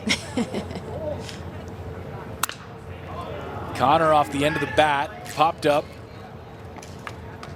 for out number 1.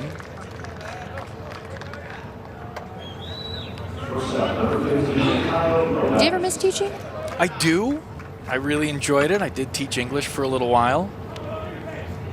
I like to think I was good at it. I think my students would probably have argued with you. Were you a tough teacher? Yes. You were. So you were the teacher that when people got their schedule at the beginning of the year, they're like, oh no, I got Mr. McKnight. Yeah, I think after the first parent-teacher conferences, everybody knew that this was going to be a tough grade to get. But I felt like learning to write was an important thing, and I was tasked with teaching kids to write. It built character. Yeah. One of the things on my list of things to do this year, Kyle Lodi's in an 0-1 count, is to get Ryan Fuller talking with Shane Smith. And there's a reason for it. Shane has been plowing through some really good literature and just finished reading the Odyssey. And Fuller taught the Odyssey in high school. Really? So I don't know how we make this work and whether we can convince Chris Withers that this is a worthwhile thing to put on television, but I'm going to try. I think you should produce it. Maybe I will. Co-produce. I mean, they're making a movie out of the Odyssey. They I don't are. see why we can't, hop onto some pop culture stuff and drive it home. The cast is fantastic. I think so. I'm excited to see it. I can't remember if I read the Odyssey in high school or not. You probably did. Or at least parts of it. 1-2 on Kyle Lodi's. Hard hit ball into center field and dropping. It's down. Zavala will head to third. And Kyle Lodi's out of Georgia Tech gets the Sox a first and third situation. 1 run away from tying it up. Welcome back into the booth. It's been a good one. There's been a lot of offense in this ball game. Brooke, it's always fun to do this spring breakout game. We get to see a lot from each one of the prospects tonight. Yeah, these are shining stars within the organization. Hagen Smith getting things started on the mound in a mixed bag for him. But as we mentioned, especially for these young arms, they're still developing, still trying to find their groove as we gear up for the season. But a lot of patience at the plate, Connor. I think that's the thing I'll take away from the 2026 breakout game is that whether it's the Dodgers lineup or the White Sox lineup, there's not a lot of quit there, and everybody kept fighting throughout the entire thing. And great interviews from our Chuck Garfien. Just getting it done out there. Jose Mendoza, a nice debut numbers-wise for the 18-year-old last season. He's got a chance to give the White Sox a lead with something into the gap. Lodi's runs really well. Lodi's actually over at first has a really interesting family story. His cousin Alex was a second-round pick in the Braves organization. Their aunt Susie was a professional ballerina and might be the best athlete in the entire family. People underestimate ballerinas. Let me tell you, the athleticism, the flexibility that you have to have. And have you ever tried Pilates? No, I would break very quickly. I feel like it's based, I'm not an expert on the history of Pilates, but I feel like it's based off ballerinas. And I've taken a few Pilates classes, and it is hard as heck. So if that gives you any sort of idea of how athletic ballerinas are, Pilates is it. The Lodi's family on Thanksgiving holidays will play a wiffle ball game, 3v3. And apparently Aunt Susie is the one to really look out for. Aunt Susie. I mean, sure, Kyle and Alex both play professional baseball, and I'm sure they're great whifflers. But could you imagine the victory lap that Aunt Susie takes? that ball grounded to short, could be two. Takeout slide by Lodi's, but the Dodgers finish off the double play. And though the Dodgers lead by 1 as we head to the bottom of the 9th, that's exactly what we'll do. Head to the bottom of the 9th. The Dodgers want to keep playing, so we'll be here.